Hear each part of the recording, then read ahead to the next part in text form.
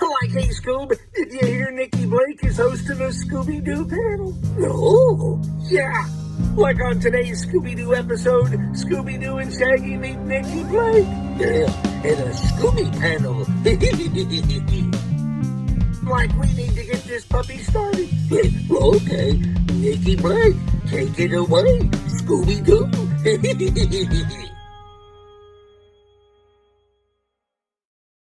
On today's episode of the Scooby Panel, Nikki, Wendy, and Will meet producer, animator, storyboard artist, and character designer Jerry Eisenberg. Jerry, we are so excited to have you here, and I've talked to you a few times to try to set this up, and this is just amazing that you're here and we get to talk to you and we get to see you, and we are so excited. Thank you. Well, I'm very happy to be here with all of you. Isn't this Zoom stuff is amazing? It is. It is, yeah. You know, Really I have is. a nice iMac tabletop computer, but Mhm. I still have one foot in the Stone Age, but I'm comfortable. Yes. I still like my Flintstone flip phone, Yes. but it's amazing, these cell phones. It's a computer, but too much technology. I mean, it's so time consuming. Even the iMac, you know, I'll get on it sometimes and 2 or 3 hours goes by. Yes. Yeah. Yep. So true. I get mad if I miss my evening snack or something. Very upsetting. Jerry, how old were you when you started drawing? Oh gosh. I have to take a guess on that. You know, I'm guessing maybe 3 years old. It's hard to say. You know, my son started, I think he was about maybe 2 or less than that. But I was probably anywhere from 2 to 3, I would think. And my father was a cartoonist. Yeah, I think you mentioned that on one of the questions. His name was mentioned. So I don't remember. He must have been showing me some things when I was real young. I just know later on, I think when I was in art school, I saved a couple of drawings he did. He was showing me what a layout drawing would look like, you know. He'd draw a few things like that.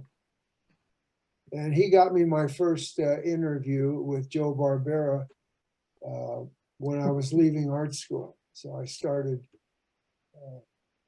I think I was like I think I was just 18 when I started.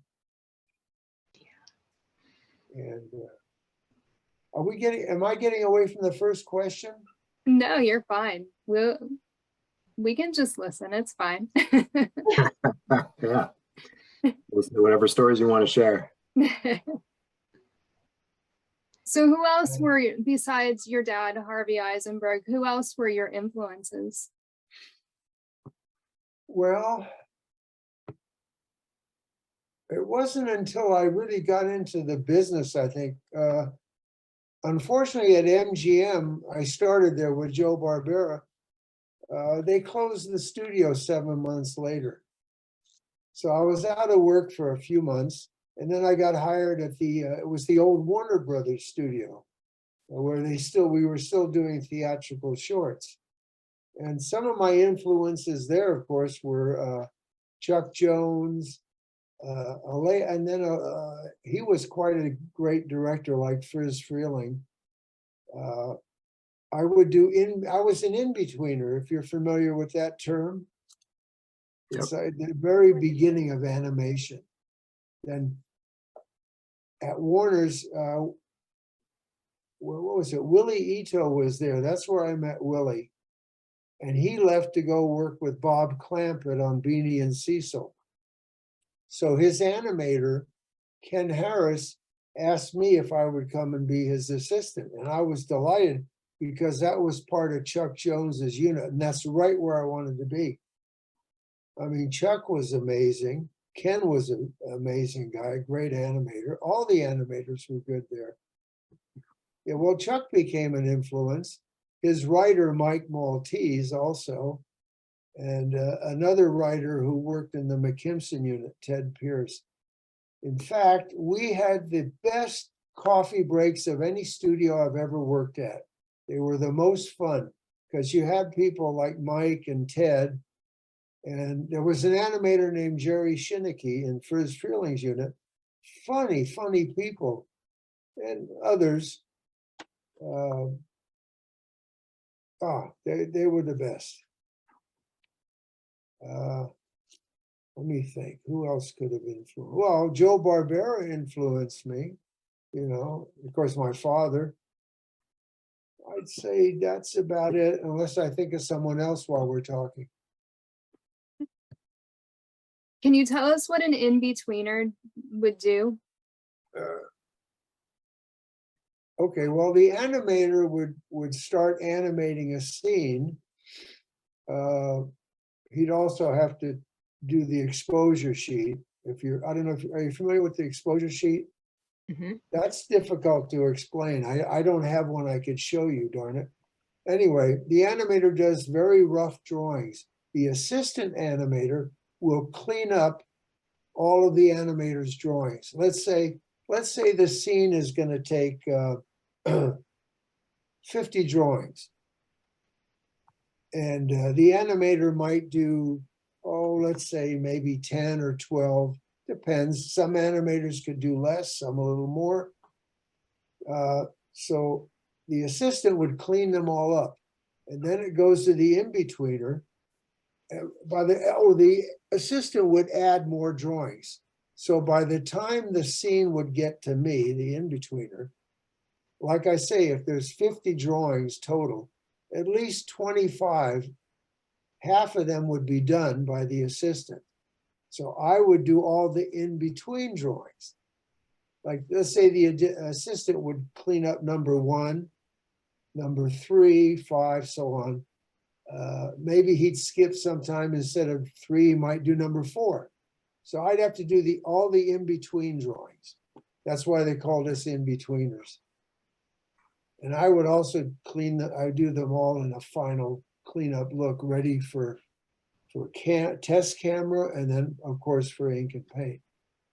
Occasionally, and when I was an assistant, Ken would leave me a scene to animate. I'd get a chance to do some rough animation.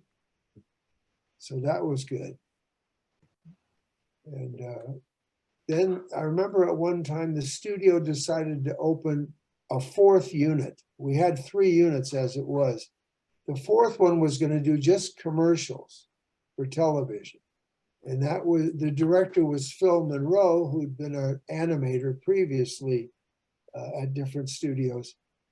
And he would assign me a scene once in a while. I used to get to animate on some of the Charlie Tuna commercials for StarKist. I think they still do Charlie the Tuna. I think so. Yeah. You worked on the original development of Scooby-Doo, Where Are You? What was that like, and what was your role in that? Well, it's funny. My memory's a little fuzzy on some things, because that's a long time ago. 69. That's how many years now? 50 some years. Almost 54. Yeah. Yeah. Wow.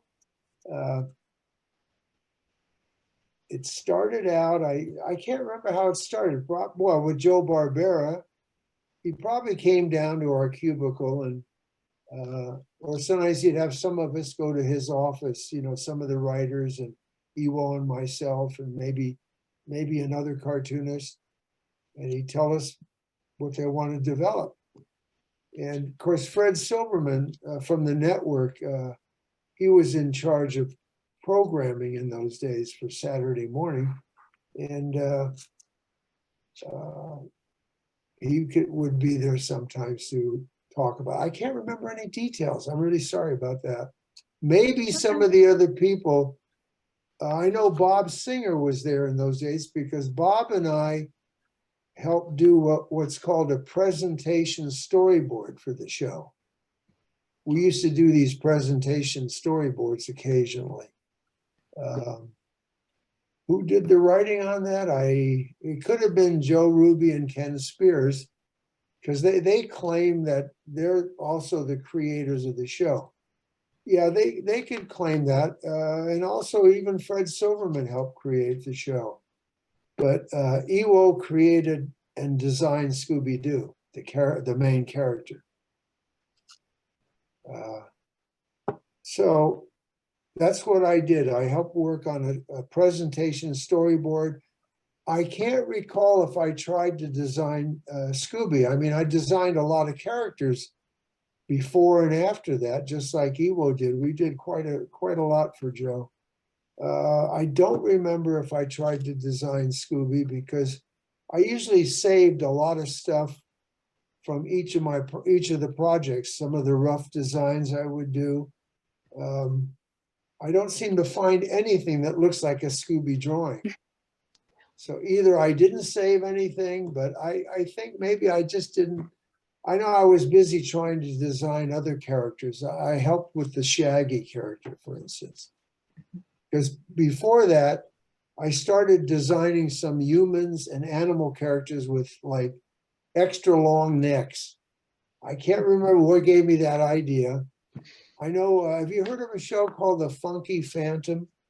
Yes. Yep. Well, that's a character I designed, along with there was a cat called Boo. And I put a real long neck on the cat. And that was before Scooby. I think we did that show. And I forget some of the others. I can't remember where I got the idea to do a long neck. And I used to think in those days, back in the 60s, why don't I keep a work diary? Just write down a few things once in a while. Not just of what I'm doing, but what other people were doing. Because I'm sorry I didn't do that, because I've forgotten so much. You were probably very busy. From what we've been told, when you worked at Hanna-Barbera, you were doing a lot of work in a short amount of time. You were probably yes. too busy doing the work to be able to write it all down. Yeah, well, yeah, that's true. I don't know. I'm sorry, I think I could have done a little bit. You know, I was probably too busy planning my lunch every day. Joe used to tease me about me and my appetite. Sometimes he'd have lunch with us at this little Italian place across the street, and he gave me a name. He called me Swoop. I'd swoop down on everybody's plate if they needed help. Anyway, but ask me something else while I'm thinking. I can think and talk at the same time. How did the 3 tuners come about? Oh, that was Tony Benedict's idea. Great idea, but it's a shame we're down to 2 tuners now, Willie and me, because Tony is not doing that well, unfortunately. And what was the 3 tuners basically? What did you do together? Well, Tony had arranged for us to do some interviews, not necessarily Zoom ones, but to go places. We went to the Hollywood Heritage Museum one time, because he must have talked to the director there, and he invited us to come one evening and talk about our careers and take questions from the audience. And that was fun. What else? We did that at some local college that asked us to come over, and they videotaped us for the interview. And I think, did you interview Willie Ito? Yes. Did he mention that these Italian people that we've been involved with, they have an academy in Florence, Italy. And the co-founder and the art director, Luca, he published a book, a softcover book on the 3 tuners. And with all kinds of artwork that we all did, plus other people like Alex Toth, Dick Bickenbach, I'm trying to think, Homer Jonas. You probably haven't seen the book, I'm sure. It's not something that's been published and is being sold all over the place. It's almost semi-private, you might say. I think Luca sells copies of it at some of the comic cons that they go to, both here and in Europe. Okay. I'll So, have to check that out. and oh, now what he's doing, I've never had anything do something like that for me or for Tony or Willie, to publish that book. It was quite an honor. Now he's doing individual books on each of us. Oh, wow. That's So he's great. working on one for me. I've supplied him with more photographs and I have to write text about it.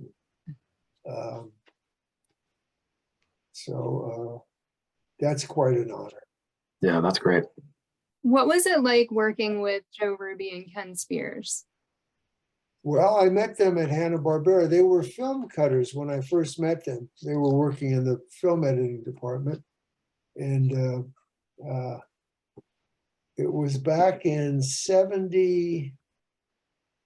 I had left Hanna-Barbera for a couple of years to work on a feature animation being done by a Japanese company called Sanrio. Are you familiar with the character Hello Kitty? Oh, yeah.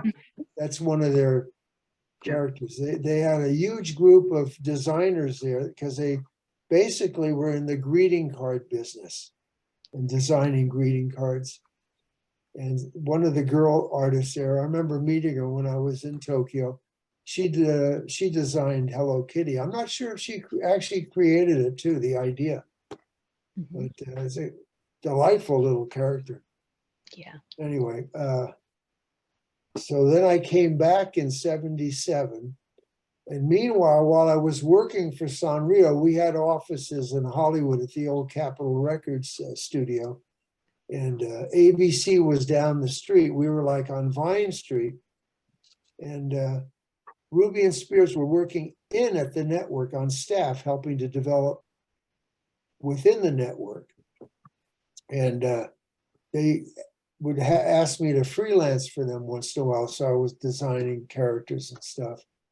And at some point they met with me and said, we have Fred Silverman's blessing, who was running things at ABC then, to open our own studio. And they'd like me to be their producer and art director and all that. So I got in, a friend of mine was sort of going to manage me. We got into negotiations and everything worked out. I started in with them, that would have been late 1977. And we started out working in Century City. Our parent company was called Filmways. They don't exist anymore, but they were a pretty good, mostly television company, producers. So they set us up in Century City where they were. And we were there for about 6 months till we moved to back out to the valley, you know, where most of the cartoon studios were. And things were going well until our parent company got into trouble financially. And the bank, which was running things that they owed all this money to, was telling them they had to sell some of their subsidiary companies, which included Ruby Spears. So we ended up being sold to Taft Broadcasting, which owned Hanna-Barbera. So we were back there with them. And I found my renegotiation with the Taft people, it wasn't very good. So once they decided to call off the negotiations, if I didn't accept their final proposal, which we couldn't accept it, I had been approached by Marvel Films, a subsidiary of Marvel Comics. And they had approached me several months earlier, but I was still happy with Ruby Spears and everything was okay. So, but then I told my friend and manager, go over and meet with David DePatie, the president of Marvel Films. And he just made a great deal for me. Very simple. It wasn't filled with legalese. It was 3 pages long. They didn't even make me exclusive, which was interesting. But everything was much better and it worked out great. Oh, I'm going on too much about that now. Not No, at actually, all. No. I No. want to know, what did you work on at Marvel Films? I'm curious. Well, I was in charge of development mainly. I was developing new ideas. I had a prehistoric show with, in fact, one of my friends, Don Jurwich, who was working there on, what was it, the G.I. Joe series, but other stuff too. I'm forgetting the other stuff. We were talking one day and I was showing him what I'm doing. I had this Tyrannosaurus Rex. I was calling him Rex, and he was chasing, of course, all the other dinosaurs. I wanted to do a show with personality dinosaurs. I think if Yogi Bear was a dinosaur, or some other, or Scooby-Doo or whatever, because nobody had done that. And Don came up with one thought I liked. He said, how about if he chases a caveman?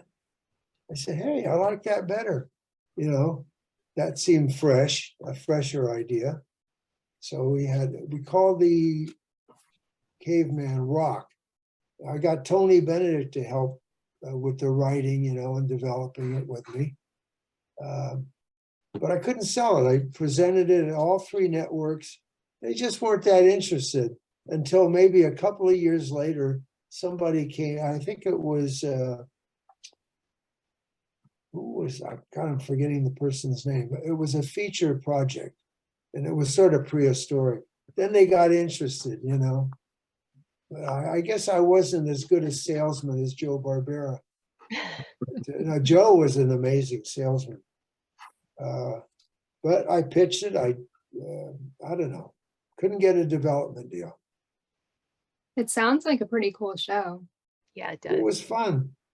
Later on, we had a prehistoric development thing at Ruby Spears. We came up with a prehistoric bear character, and I think it was Joe that called him Fossil Foot. And I like that development, but we didn't do that because, oh, I'm getting way ahead of myself. When we started in at Ruby Spears, they had their connection with ABC, and ABC said they would guarantee giving us 1 show if we remained exclusive with them, if we only presented our ideas to ABC and not NBC and CBS. So that was the deal. We just developed stuff for ABC, but we knew we were going to get 1 show. So it came down to, I did create a character called Fangface, because we were developing a show with, there was a famous radio DJ called Wolfman Jack, who he was from, I think, up north in California, Modesto or something. He was a very popular DJ. And for some reason, I don't know how him and his agent got a hold of Ruby Spears, and they came down and met with us, and we were developing a show. But I don't know the details of it. I don't know why we stopped. But I had to go into Hollywood to a place called Collector's Bookstore, which sold all kinds of movie and TV memorabilia, pictures, posters, whatever. So I said, do you have any photos of Wolfman Jack? So the guy went in the back in the files. He came out with a stack of 8 by 10 photos. And one of the photos showed Wolfman kneeling down with his arm. His arm was up on the back of a stuffed wolf. And I bought that photo and a few others because I had to do caricatures of Wolfman during the development. And I said, gee, I like that wolf. So I think I will design a wolf dog to be in the show with him. And I don't know who gave that name to my character, Fangface. I didn't come up with it. I think it could have been the man from the network. His name in those days, it was Squire Rushnell. He was in charge of Saturday morning at ABC. And yeah, I remember Squire, nice guy. He used to like to come up with names for cartoon characters. So anyway, when the time came for us to make for the network to pick a show. Squire came over with his 2 assistants and met with the 3 of us and said, we like Fangface, we like Fossil Foot, mainly those 2 shows. And so he was so generous and very gracious. He said, why don't you guys pick the one you want to do? So of course I voted for my Fangface, and so did Joe and Ken. So we did Fangface. But it would have been fun to do Fossil Foot. And then the next season, just to jump ahead, they were so happy with our Fangface, they guaranteed us 2 shows if we stayed exclusive. So we did. And it's a shame. I don't know why we didn't bug him to maybe let us do Fossil Foot. I can't recall any details.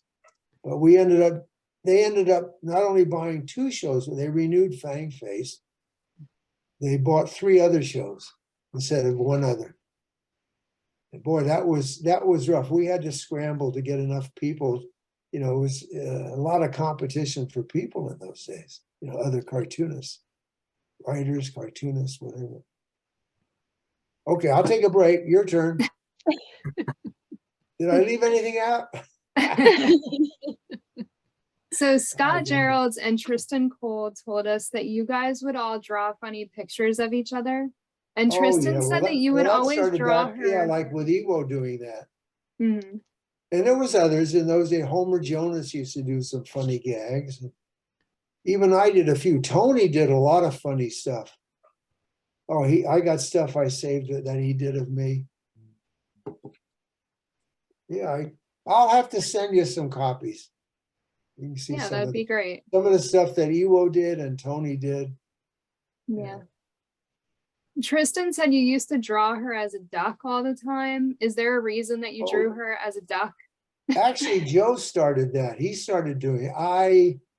Good question. I might have asked him back then, but I can't recall if I did or not. And then I started to do that too. I started once in a while to do her as a duck. Oh, we had more fun. My cubicle was, well, theirs was just over the wall there. All 3 of us, we each had our own cubicle. And stuff was always flying back and forth. What was it? Even Tristan was doing funny cartoons of us. What else? Tell me something else. What else did you say about Joe and Tristan? Oh, just that they said that you guys would all draw the funny pictures. Tristan showed us a few of them when we talked to her. So. Uh-huh. Yeah. And then Joe, I did a whole bunch of, Joe was going up to the mountains with his wife, and I don't think they had any children yet. And I did a whole bunch of drawings about Joe versus the bear. Like they meet a bear up there in the mountains. The bear comes home with them. And he bonds with Joe. And like I had more fun with that. I did a whole series of stuff. Joe told me he still has them all. Mm-hmm. But I have copies. So even if Joe doesn't want to show them to you, I can show you copies. Yeah, Joe is a terrific talent. And Tristan's a hell of a good background painter. Her father is a background painter also, plus a fine arts painter. Yes, you mentioned that. So I wanted to ask you, in your IMDb description, it credits you a lot as a layout artist or a storyboard artist. I was wondering if you could, could you explain what the layout artist does and how that fits into the animation process? Okay, I'll try my best. Well, going back, when I started as a layout man, it was in the early 60s. Because my father was that. I was always interested in layout and design. I liked animation. Anyway, layout is when we would get, usually the writers in those days would draw their script. They do a rough storyboard, but it was a script. Later on, everything was like a typewritten script. But in the 60s and the 50s, all the writers could draw. you know, like at Disney, I think Disney still draws their scripts. I think they still do a storyboard script there, but I'm not 100% sure. But we would get the storyboard script, or later a typewritten script. We would do a layout is, have you seen like animation paper? It's about this size. I've never measured it. I'd say 10 by 12. And, you know, it has these peg hole openings on the bottom, and it fits on the disc, which has the 3 peg holes. 12 field is a full field. And a lot of layouts are done to that, but we have smaller fields too for a close-up or something like that. Boy, I've never had to explain a lot about it, so bear with me. What we do is we design the back. In those days, we would design the background for whatever background was needed in the scene. We had pan backgrounds, if you're familiar with that. It would be usually in those days, in the beginning, was 3 fields. You'd have a design field in the middle and on one end, and the other end was a repeat of the first end. Say section A, B, C. C would be a repeat. So that, God, how do you explain that? Anyway, Is that also, so that so the backgrounds could scroll, so you could make it seem like people were moving faster? So yeah, that if you look at each any end of the old, matched? yeah, if you look at any of the old Hanna-Barbera cartoons, you'll see the same tree or house going by all the time. Yeah. Of course, later on, we ended up making 5 field repeat backgrounds. And I'll just to go to that for a moment or two. I'm doing these 3 field repeat backgrounds. So that meant only two fields out of 3 had the actual design work. And after a while, I got tired of just 2 fields. I thought, I think I'm going to extend the middle one a little bit. I figured it out. It'll work for camera and production if it's 3.5 fields. So I went to our animation director, Nick Nichols, who had come over from Disney. He had directed a lot of Disney shorts. He was a really great animation director. I said, Nick, do you think this will work 3.5 fields? So he said, yeah, that's fine, we'll do that. So I did a 3.5 field background design. That gave me an extra 1.5 fields in the middle, an extra 1/2 field of design work. So when it got to the camera department, they were only used to doing 3 field repeats. So Frank Paker, who was the head of the camera department, he was a kind of a gruff ex-baseball player. He looks at this, and I guess he got all upset. He calls me on the phone and said, what the hell is this 3.5 fields? I said, Frank, it works for what your needs are. And I said, why don't you talk to Nick Nichols about it? He'll tell you the same thing. So he did, and he accepted it. But what the funny thing is, later on, as we extended it from 3.5 to 4 field repeat to 5 field repeats, I don't think we ever did more than a 5 field, but that gave me 3 fields in the middle to do design work, plus 1 end field, 4 fields. Now, Frank, what was funny, I heard that, a couple of years later, when somebody did a short, less than 5 fields, like sent in a 3 field or 4 field, Frank would get all upset. He'd get mad, Here he got mad over an extra 1/2 field. Oh, it's funny.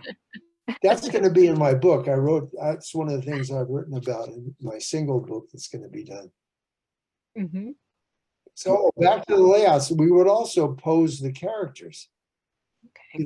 And in those days, especially, we would get a recording.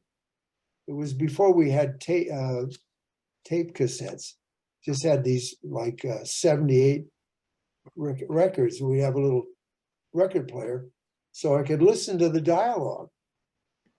And so it would help as far as posing a character. or their expressions on their faces.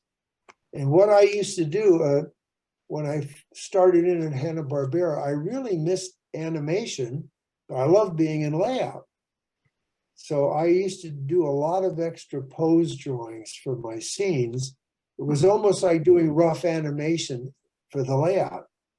But and I was lucky, like I was very fast, like Ewo was very fast, Willie was very fast. So I could do all that extra work and still stay on schedule.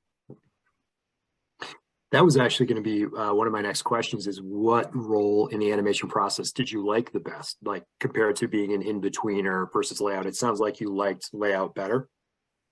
Well, eventually, yeah, I was always most interested in layout design, but I liked animation. I liked being an assistant animator, but layout was my favorite. And then I like storyboarding a lot. You like the whole thing? Storyboard, you're kind of doing the whole, it's also whatever drawings you do on a storyboard, they're like little mini layouts. No, that's actually. I'm sorry, when some people would do a storyboard, a script, their drawings could be so rough and crude. I preferred that, because we could be more creative with it, Then once in a while you'd get a storyboard, a script storyboard that was drawn so much better. It made it easier for us in a way, but I preferred I would like it the other way. No, Wendy's nodding. What does that mean?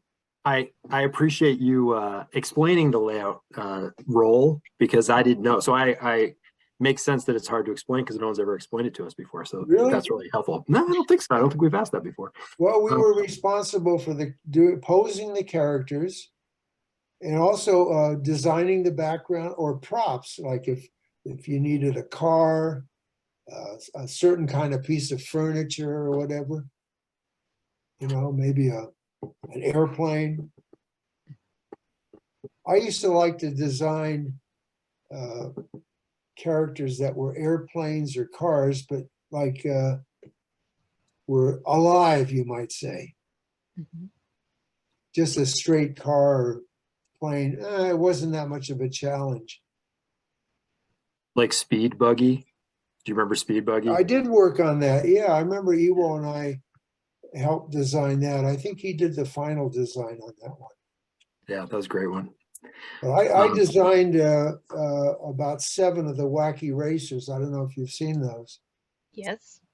That's stuff I like doing, those vehicles and characters. And then there was a bunch of wacky airplanes for Dastardly and Muttley and their flying machines. But some of the really wacky planes I designed never made it to the screen for some reason. They were just for development.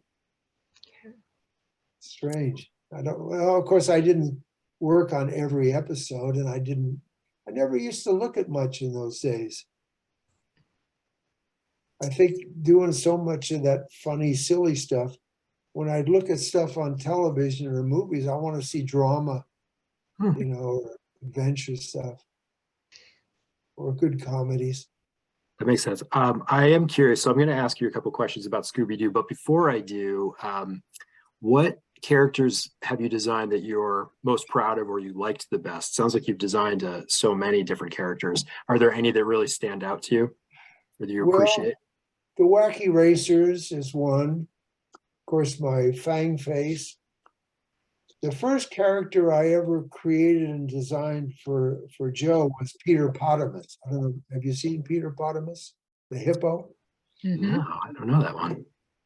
Yeah, that story was, one day whenever there was a lull in work, I could take out some comic books or any kind of book or magazine or make drawings, for myself. But one day I had this comic book called Wash Tubbs. Have you ever heard of Buzz Sawyer or Captain Easy? Anyway, they're old comic books. They go back to the late 30s and early 40s. But Wash Tubbs was a cute character. He was a sidekick of Captain Easy, I think.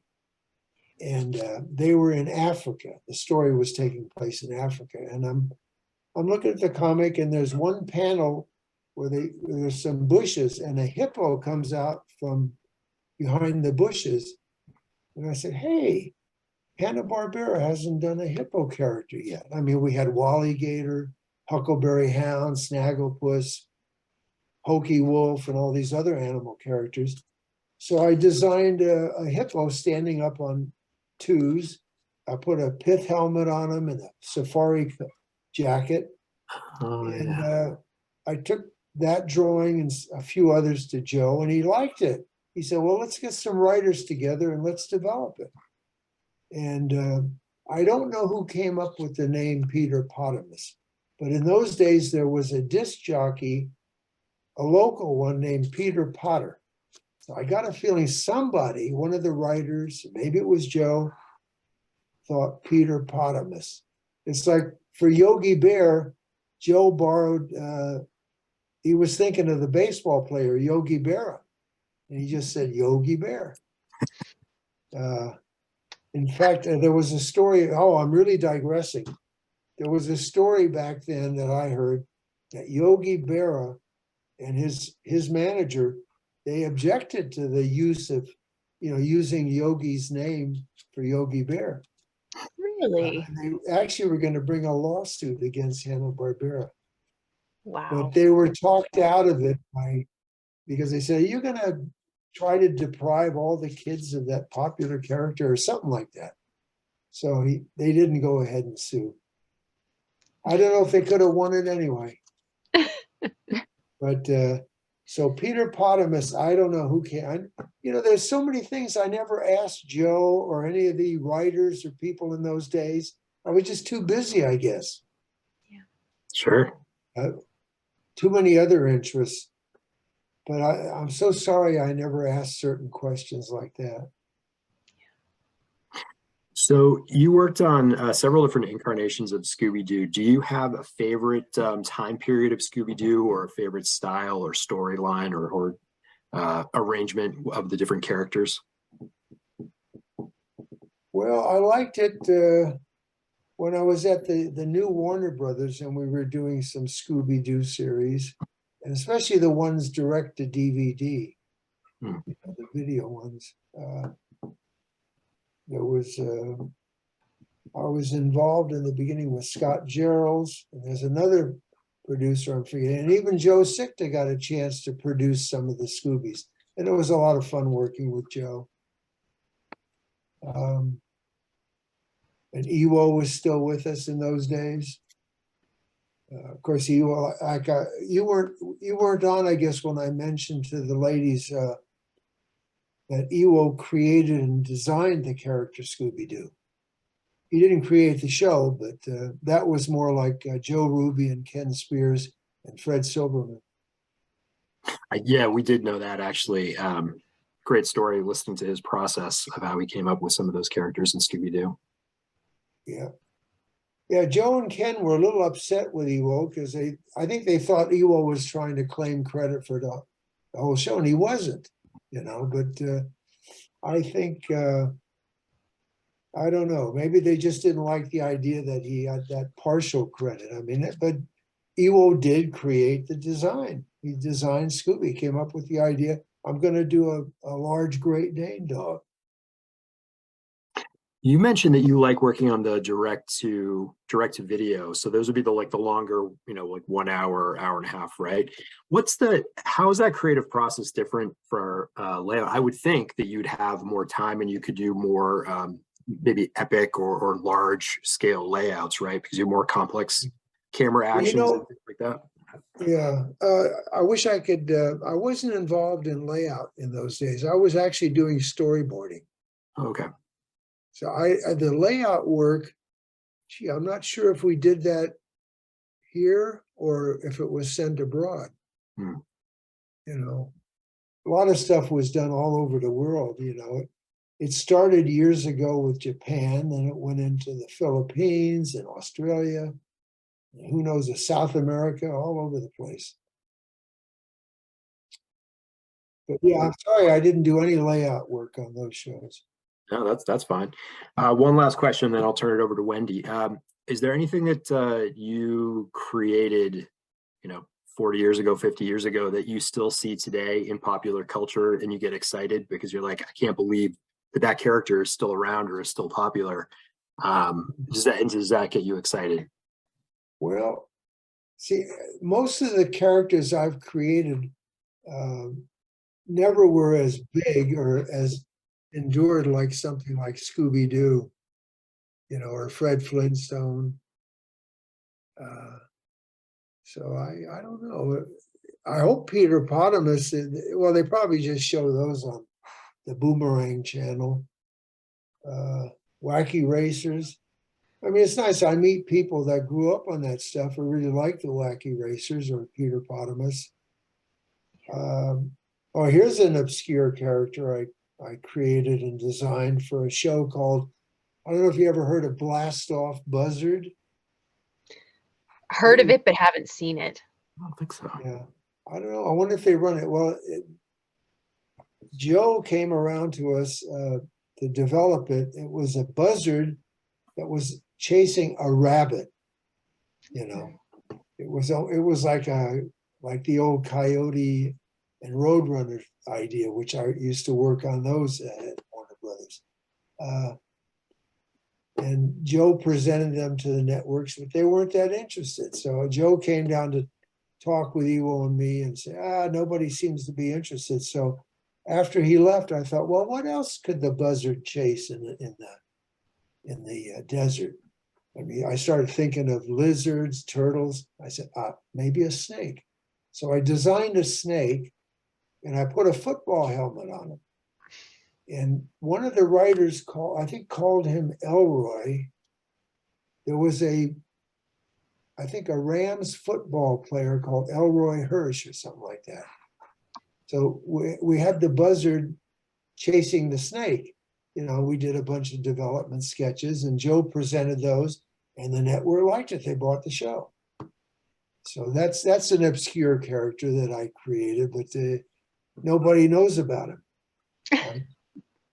He's very obscure. I just never, I thought Fangface I thought would be around for 3 or 4 or 5 years. But the guy at the network, that first season, we were doing so well in the ratings, we were winning our time slot. And then he decided to change his whole schedule without promoting it, no advertising. That's what one of his assistants was telling us. So when that particular Saturday came along, none of the shows were in their regular time slot. I think ours was, I don't know, maybe 8:30 in the morning or something. It wasn't there. So when the kids tuned in, all of a sudden, he went from, we were like in a first place, we went to third place because there was only 3 networks. And, but I still, to this day, I can't understand why he made that mistake. I remember talking to his assistant a week or 2 before. I says, can't you talk Squire into promoting the show at least? Doing some advertising, some publicity? No. So I can't, I'm wondering if he just did that on purpose. Maybe another studio, maybe Hanna-Barbera paid him to do that. Because we were beating their show. They had a show, I think, Popeye or something. We were doing better. Anyway, that probably didn't happen, I hope, but who knows? Intrigue. Thanks for answering those questions. That's great. I'll turn it over to Wendy. I hope I did. Gee. Oh, yeah. Perfect. You were asking me my favorite show again. Well, Jetsons was probably my most favorite that I worked on because it was future. We could really use our imagination because who knows what it's going to look like 200 or 300 years. Anyway, go ahead. I could go on and on. No, I don't know if anybody that we get to interview really understands how much we enjoy listening to your stories. Thank you. and how we honestly, like, you keep apologizing that you're going on too long, and honestly, there's no such thing as going on too long when you're talking to us. Honestly, it's just, we love hearing the stories because it's letting us put a face and memories to something that already means a lot to us. But to Great. personalize it to people like you that worked on it, it just makes it that much better, and we can appreciate it that much more because now we can appreciate you as Jerry. Jerry did this. Jerry helped with this, and it just makes it so much better. So thank you for trying to remember and remembering so many great details and being willing to share them with us too. Okay.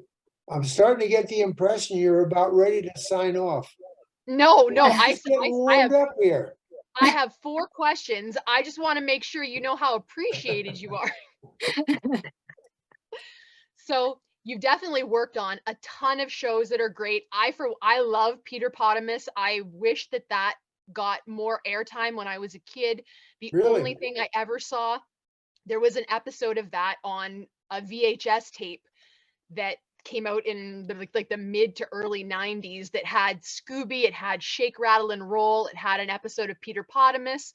It was just kind of like a Halloween kind of ghostly type VHS tape. And so that was my introduction to Peter Potamus. And of course, So is the little monkey. And they have like a hot air balloon ship type thing, which is great creativity in that series. So thank you for that one. That was great. Obviously, Scooby is my favorite. But another series that I believe you worked on that I don't think gets enough love is Johnny Quest. Yeah, So the original one, yes, the original 1964. one. Yes. So I would like to know, could you tell us what all you might have been involved with Johnny Quest, and did you actually design any of the characters for that or the backgrounds or anything? Well, maybe backgrounds, but no, that was designed, really created by Doug Wildey. He was a well-known comic book artist. Of course, then he ended up doing a lot of television work at Hanna-Barbera. But yeah, Doug pretty much designed the original characters. And then Joe Barbera hired Alex Toth, another fantastic comic book artist. You're familiar with Alex Toth? Oh yeah. Yeah, he's great. Oh boy, he was something. He did all the design work on the incidental characters of almost every, I think we did 24 episodes maybe I believe so. of Johnny Quest. And that all those characters, plus a lot of props and vehicles and things, Alex did all that. Then Ewo and I and a fellow named Lou Ott, we were a layout team on that series. Well, of course, Ewo and I helped develop the show. We did development work. I'm trying to remember if we did a little presentation storyboard or not. I can't quite remember on that. But once the show was sold and we went into production, Ewo and I did layouts on it, and Lou Ott was our background layout man. We would rough out backgrounds, and Lou would do the final, add a lot to it. He was a very good background artist. Not a painter. Well, he was a fine arts painter on the side, but he did wonderful background layouts. So he would clean up our roughs and add a lot of stuff to it to improve it. So that's it. We helped only designing backgrounds. But I don't remember us doing any incident because Alex Toth took care of all that. Well, Johnny Quest definitely has some of, I think, the best background design and painting and everything of any, not just Hanna-Barbera series, but any of them at all. I wish that show had gotten a second season because it's so wonderful. It's just a great show. Why didn't we get it? I never asked Joe Barbera. It's like with the Jetsons. We only did one season. I couldn't believe it. Yeah. I never asked Joe, how come we didn't get I don't know why he couldn't sell it again. It's strange. Yeah. I mean, look how popular it is today. They use a lot of the music and things in TV commercials once in a while. Yeah, definitely. So I picked up Johnny Quest just within the last year, and the first episode I watched was called The Werewolf of the Timberland. Oh And yeah, while I that's was, it's a great one. While I was watching it, there's a scene where we see an actual wolf. The wolf comes into the frame, and I immediately recognized the design, the base design of the wolf, because it was the same as what we get a few years later in a Scooby-Doo episode, Foul Play in Funland, and there it's a stuffed wolf in like a museum setting. And so I was wondering, how common was it to reuse either base models or just any kind of design elements between your different series? Yeah, I can't speak for all the other layout men, you might say. I don't remember doing much of that, but what I would have done, Nikki, you sent me the two pictures, the wolf from two different episodes. I think the episodes of Scooby-Doo, it was the same wolf. What I would have done, I think, I would have changed the color of one of the wolves so they wouldn't both be the same color. And if there's any other features that could be, you know, maybe you put different types of spots or secondary color on the body, or I don't know if you could change the ears or the snout, you know, that, but I wouldn't have kept them identical unless it was meant to be that way. You know, it's like the return of some character from a previous show to the current show. I don't know. Yeah. Like I say, I wonder if those were from the first season or not. I didn't work on the early seasons of Scooby-Doo. I was busy on other shows. Yeah, the wolf is in, I think it's episode, oh gosh, 9 or 10 of season 1. Definitely season 1 of Scooby, Yeah. though. And it's definitely, the wolf has been tweaked a little bit, and it's not the same color. But because I love Scooby so much, as soon as I saw it, I mean, I've seen the Scooby episode probably 100 times, and I mean, obviously, the wolf originated on Johnny Quest, and it got reused for Scooby rather than the other way around because Scooby came after. But as a fan of both of them, I think that's fantastic to see something get repurposed for a different show. Yeah. Yeah, I guess it can happen. I can't remember any examples that I might have been involved with. I just, my memory's a bit fuzzy. It's too far back, but I didn't remember that the wolf was in a Johnny Quest. Yeah. I'm guessing maybe Alex would have designed it, I'm sure. So it was many years later into the 90s, but you worked on another Johnny series. I believe you worked on Johnny Bravo. Oh yeah, that was terrific. Lots of fun. The fellow who created that show, Van Partible. Yes. He showed me his original that he did when he was going to Loyola Marymount College in those days. And he did it, I guess he had a TV animation class or something, and he created that. I love it because I was a big fan of Elvis Presley. Yes. In fact, I used to refer to myself as Jerry Bravo. I even made a little cartoon thing to put on my door. Well, So what can I tell you about Johnny Bravo? I was just curious, how did you feel? I mean, obviously in those 30, 40-ish years, the style of cartoons and kind of their content had changed a little bit from the 50s and the 60s. How did you feel about that change? Were you okay with it? Were you kind of disappointed? But because Johnny Bravo is about as far removed from something like Johnny Quest as you can get. Although, have you ever noticed that they're kind of wearing the same outfit though? They've got blonde hair, they're wearing a black t-shirt and a pair of jeans. Right. And you probably can't answer this for me, but someday I would like someone to tell me, was that intentional, just dressing Johnny Bravo like Johnny Quest? I'd have to ask Van about that. Yeah. I really don't know. But what I liked about the Johnny Bravo thing, I remember I was back working at Hanna-Barbera and Van was there. He was one of the young younger artist that had been hired, and he was developing it for a series, and I was happy. He asked me if I could help, design some backgrounds and stuff, because he wanted a certain style. He wanted the show to look like the way we styled shows in the 60s. And that was before his time. Yeah. So that's what I liked. I missed doing that kind of styling that we did in the 60s. So I just designed a bunch of background things, and he was happy with those. And then when the show went into production, when was it? I think when I was in between jobs, he'd get me to come over and work with him on Johnny Bravo when he was at the Cartoon Network. Are you familiar with that studio? Yes. Anyway, so I did a lot of layout work on Johnny Bravo, but I love doing it because I mostly background design, some character work, but I loved working on it in the style that we did back in the 60s. Yeah. So that made it different than most of the stuff that was being done in those days. Sure.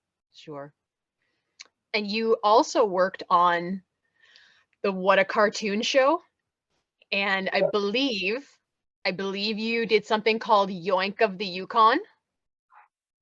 That came about. My friend Don Jurwich, a fellow cartoonist that I wish he was still with us, but what was it? He and I and a writer named Jim Ryan, we developed several ideas for the What a Cartoon show, and they liked the Yoink of the Yukon. We were told, go ahead and do it. So Don and I co-directed it, and Jim did most of the writing. I think Don and I helped a little bit with that, or with the gag writing. And it did very well. I remember there was a young lady that was in charge of keeping track on the ratings of all those short cartoons. I think there were about 16 in that What a Cartoon series. And she told me, later on, she said, we came out number 2 in the ratings. Wow. I forget, number 1, it might have been this guy, Gendy Tartakovsky. He did something called Dexter's Laboratory, I think. That might have been number 1. And then Yoink came in number 2.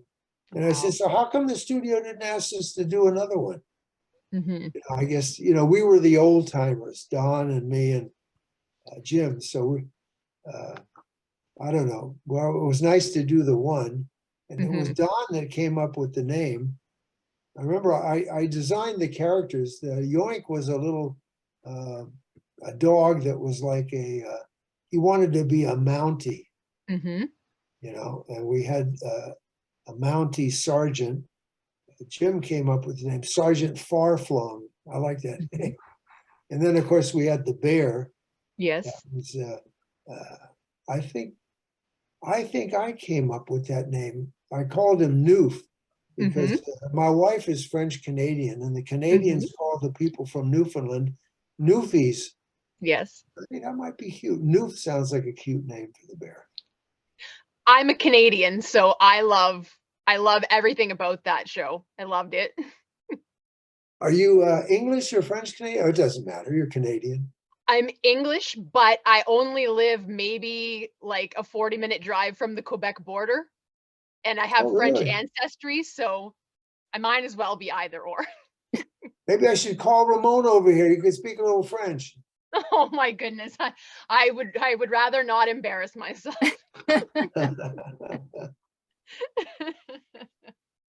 But oh yeah.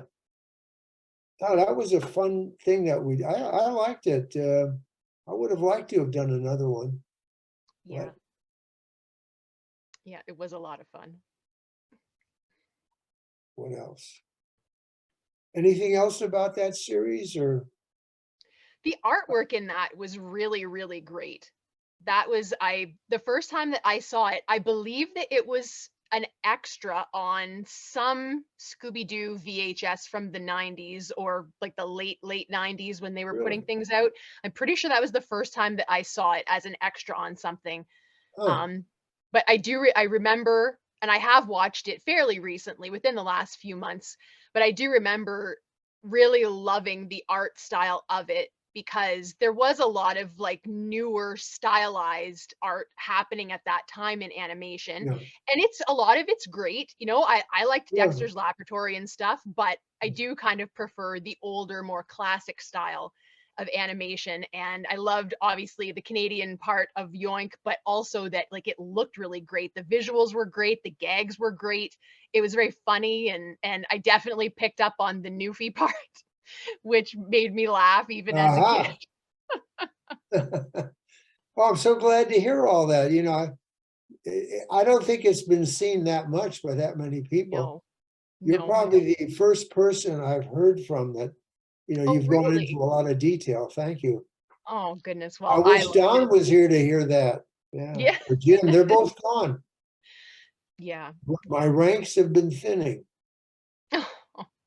It's Well, we appreciate inevitable. and love you all very, very much. Thank That's you. for sure. So I Thank have you. one final question for you.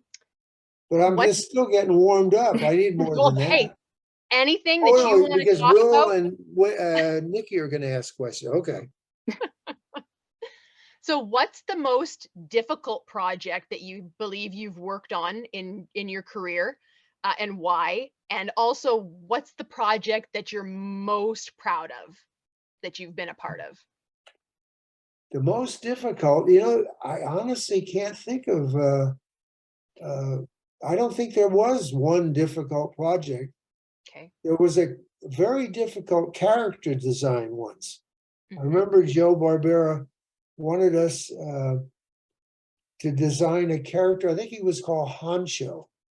He was sort of a takeoff of what was that show? It was a TV show about a cowboy type policeman that goes to the big cities, to New York. I can't think of the name now, but Evo and I think maybe Willie, and I don't know, maybe a few other cartoonists. We worked, it seemed like for 3-4 weeks or more trying to design this character, but not one of us came up with something that Joe really liked. So fortunately, I don't know, he either heard about a guy named Marty Murphy, who was a cartoonist. He mainly did cartoons for Playboy magazine for many years. But Marty had a really nice kind of a style, a sophisticated magazine type style. Mhm. So Joe got Marty to freelance some design work. And when we saw Marty's ideas, his character, we loved him, and Joe liked him. So that's finally somebody came up with a design that Joe wanted. But Mhm. that was very difficult. But it was only a character design. It wasn't like the whole Yeah. show. Sure. And you know what? I don't remember if we ever did the show. Mm. I can't. If we did, I can't remember the title. Yeah. Marty helped design some characters for another show called Wait Till Your Father Gets Home. Have you heard of that one? Mhm. Yes. That was in mostly his style, and we styled the backgrounds different that time. That was an interesting assignment. Mhm. But too bad Marty's gone. He would be a good person to interview. But I don't know if he was involved in Scooby or not back then. Mhm. Don't think so. Yeah. And what do you think that you're the most proud of? Well, as far as my characters, I think Fangface is up there. Mhm. As far as my favorite show to do layouts on was the Jetsons, Mhm. because it could really use our imagination more. You know, it was all Yeah. future. And of course, I really like Johnny Bravo a lot, Mhm.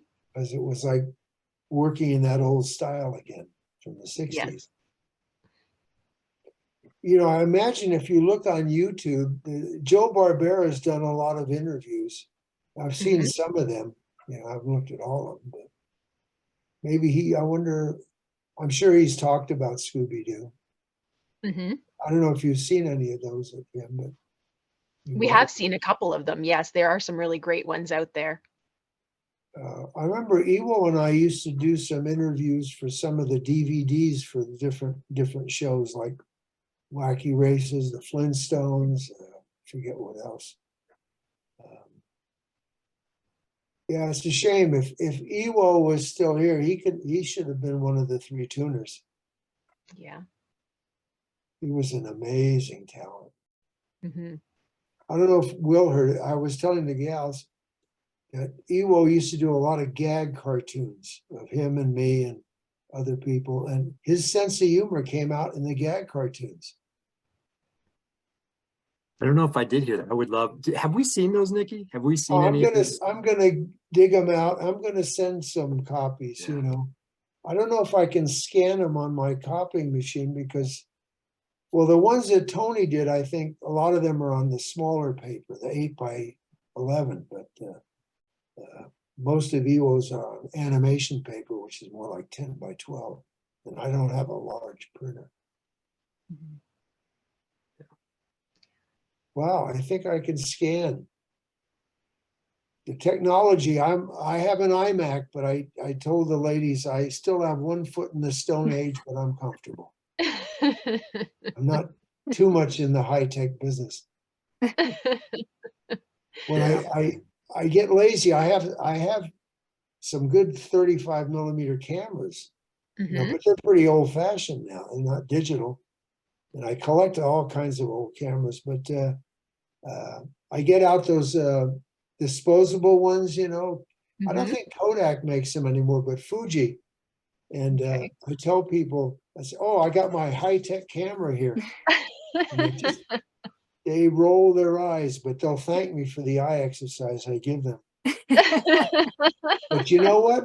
A couple of years ago, we were at a friend's anniversary party. It was their Mhm. 50th anniversary. And I had my point and shoot camera. And one of the ladies there said, hey, you're really with it. She said, all the young people are buying those like crazy now. So I was kind of ahead of the bell curve there. Mhm. Made me feel good. Are you still drawing? Do you draw I'm still much? drawing. I do Yeah. a lot of drawing for myself, for family, for friends. And I was telling the ladies, there's an Italian academy called Nemo Academy in Florence, Italy. And we've become acquainted with them at some of the shows out here, like the Comic Cons. There's a CTN show in Burbank every year. And I met them there. And they teach animation, graphic arts, anything to do with the arts. And Mhm. they published a softcover book a few years ago on us three tuners. And I thought, wow, what an honor. Nobody's ever done like something like that for me or the other guys. And now they're publishing individual books on each of us. So That's he's awesome. working on one for me, one for Willie, and one for Tony. No, that's great. So I do drawings for them. You know, Luca is the guy that is the co-founder of that academy, and he's also a very good graphic artist himself. He asked me to do some new designs on the like these wacky airplanes I once designed for a Dastardly and Muttley show. So, and that was fun. I did several new plane designs. I didn't recreate the old ones, just did some new ones. And I think he's putting some of those in the book. Nice. And then he also asked me to do some, what was the other thing? Besides, I told him about a development we did after we did the Wacky Racers, which were race cars. Joe came down one day and said, we want to do some wacky submarines. I love that. I love doing that kind of stuff. whether it's cars, submarines, planes, but doing them very cartoony like they're alive. So I designed a whole bunch of wacky submarines. I had an Egyptian submarine. I had a Viking one, an English one that was had like a little castle with a moat around it. Just real silly, fun stuff, real wacky stuff. So Luca wanted me to do some new versions of wacky submarines. So I did an Italian one for him, since he's Italian. I did a magician's one, and I did a Mexican one. And he just wanted a few. So that's the kind of drawing I've been doing. That's great. But I was helping a new company, a startup company. It started back in 2010. I've designed a lot of characters for them, but so they haven't sold anything though. It's so difficult to, but I did a lot of stuff for them up until about maybe 3-4 years ago. So whenever I can draw, I'm still glad I can still draw. I love drawing. Yeah. Yeah, that's great. The books, will they be available for anybody to buy, or are they just going to be like a private thing? They might only be private. You see, like I think what Luca's going to do, they go to like the San Diego Comic-Con. They go to the show in Burbank is called CTN, the Creative Talent Network. But it's kind of like a Comic-Con, but no comic books really. Just a lot of toys, and a lot of the animation studios have booths there. So he sets up a booth, and he sets up a booth for the 3 tuners. He will probably have books like that for sale at those cons, but unfortunately you're on the East Coast. I'll find a way to get them. Don't worry. Maybe we can figure out something. Yeah, maybe there's a way, and you can Yeah. send it, So Jerry, do you have any stories that you can share with us about your time at Hanna-Barbera or your career? I'd be happy writing? to. Yeah, I'll try to remember. You're doing a great job. How about Let's your see. lunches with Iwo? What were they like? Oh, we had a lot. We used to go to different places. There was a Mexican place across from the Warner Brothers studio called El Chiquito. And that was kind of fun. You'd see some of the celebrities. I remember at one time when Richard Burton and Elizabeth Taylor were filming Who's Afraid of Virginia Woolf, they used to come in there for lunch a lot. It was kind of interesting to observe them. We always had a margarita, at least. I was never a big drink. I always drank moderately. Well, Iwo did too. I mean, we had work to do. But we had a guy that worked with us, Joel Seibel.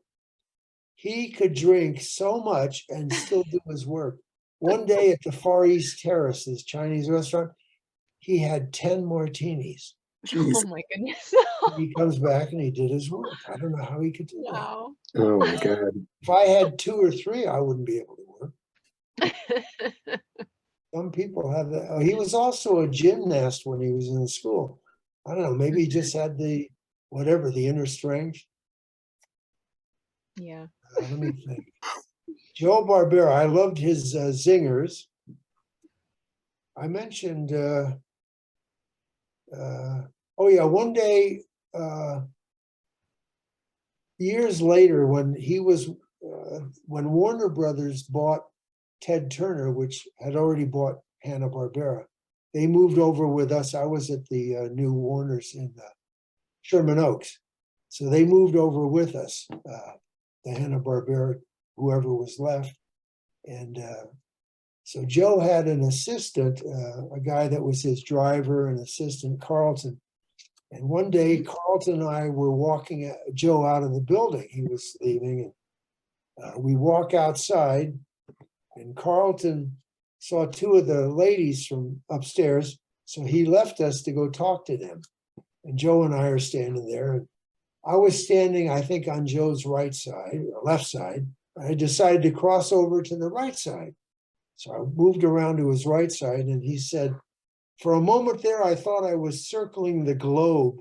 A fat joke about me. Aw. I was fatter in those days. Anyway, another time, oh, he used to get after Carlton. I've got a list. I used to write down some of the zingers. I don't have it handy right now. One time, Joe was always a ladies' man, even when he was in his 90s, and I'd get some of the women to come and visit in his office, and I'd be visiting. Ewo would be there sometimes. And one time, Joe was talking with Ewo, and one of this girl, Amy, I forget her last name. I'm talking to her, and I'm really embellishing whatever I'm talking about. I said, "Oh, I'm trying to be more sophisticated. I'm playing chess again, and I'm doing this and that, and BS and BS." And Joe stops talking to Ewo, and he turns to me and says, "Hey, would you lower the crapola?" We had a lot of fun like that. The only thing, I'm trying to remember some others. I'm sorry, I'm not recalling too many, but one thing I regretted, Joe was in his last weeks, before he passed away. He was really starting to lose it because about a month before he passed away, he was still coming into the studio. And he was there, and I came by. He was sitting by himself in his office. I came in to visit him. And I was sitting there, and he wasn't really talking. I think he probably was developing dementia or something. Anyway, I remember my parents told me when I was bar mitzvahed, Joe was there at my bar mitzvah, when I was 13. So I remember I thought I'd elicit some more zingers from him. So I said to him, I said, "Hey, Mr. B, I understand you were at my bar mitzvah, but I don't remember getting a present from you. I want my present. I want it right now." And I figured he'd give me some kind of a zinger. Never responded. And I thought, uh-oh. So I wish I'd have thought to say that to him a couple of months earlier. Yeah. What would a zinger have been? I don't know. It was just a lot of fun. I mean, some of us were lucky. We could have fun. We could talk and work at the same time. Mm-hmm. And some of the senior guys, because we were all younger back in the 60s, they couldn't quite do that. We would I guess we disturbed them some of the time.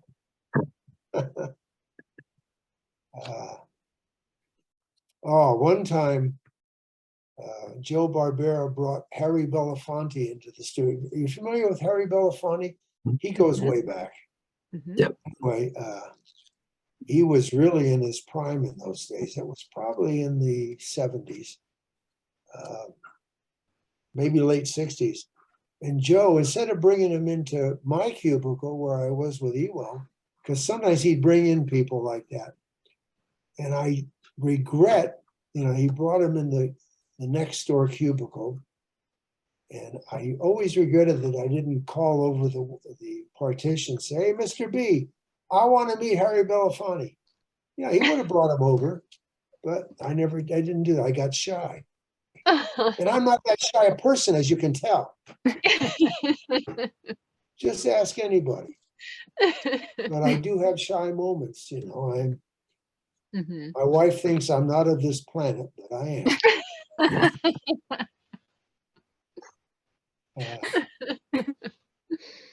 I just want to make sure that you're not interviewing anybody longer than me.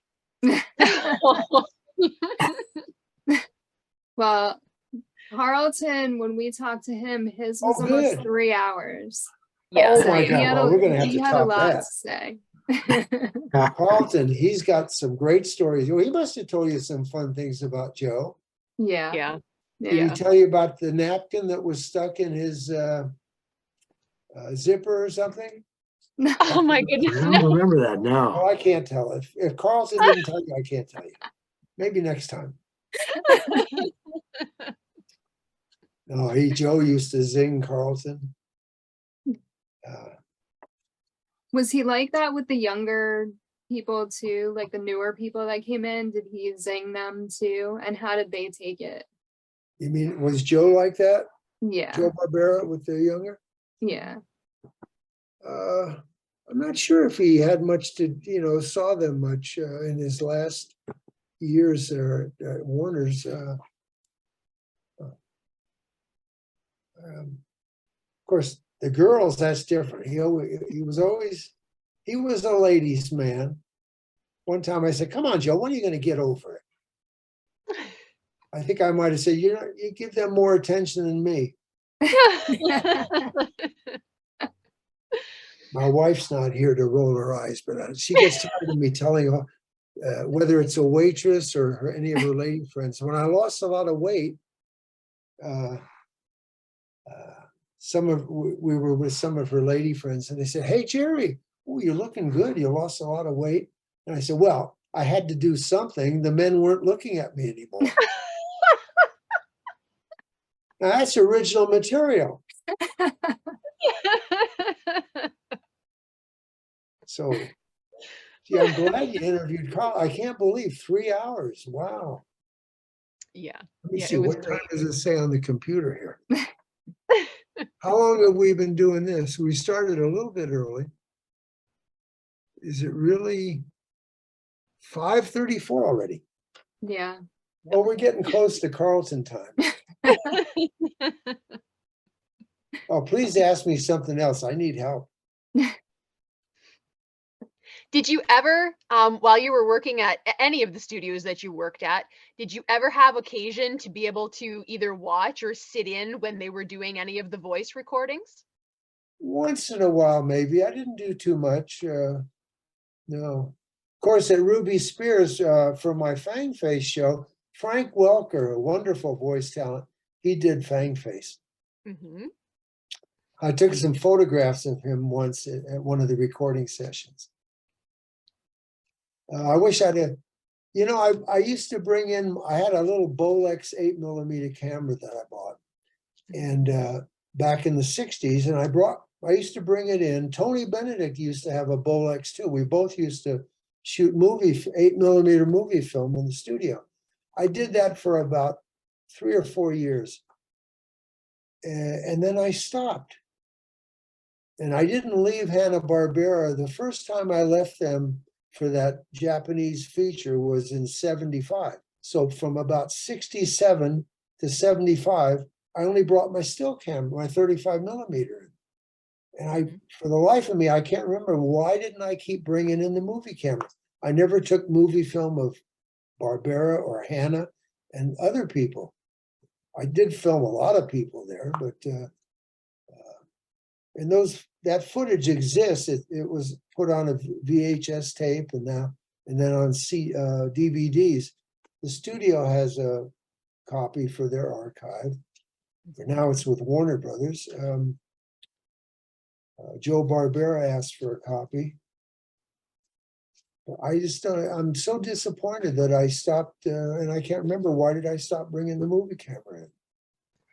It looked like you had credits for the live action movies, and then actually that new Scoob computer animated movie that came out in the past couple of years. You really it's saw listed my on your name on IMDb. that? What's that? Did you see my name on the credits? Really? Because I never worked on the live action stuff. I did. Yeah, we've heard from a few folks that IMDb is not that accurate at right. Really knowing what folks have done. So yeah, no, I never worked on the live action. I remember the background department at Hanna-Barbera back in the early 60s. We were in a smaller, before they built their main building. Monty, have you heard the name Fernando Monti Alegre? He was the head of the background department. There was only a few of them. There was him, Art Lotzi, and Fernando Arce. They did beautiful work, especially on the Jetsons. And what was it? I met Monty. He was at MGM. I'll tell you an interesting thing. It's in my the Three Tuners book, but at the studio, our messenger boy turned out to be a very famous actor, Jack Nicholson. Wow. I met Jack there. He was our messenger guy between we were on lot 2 and he'd always take stuff over to lot 1 back and forth.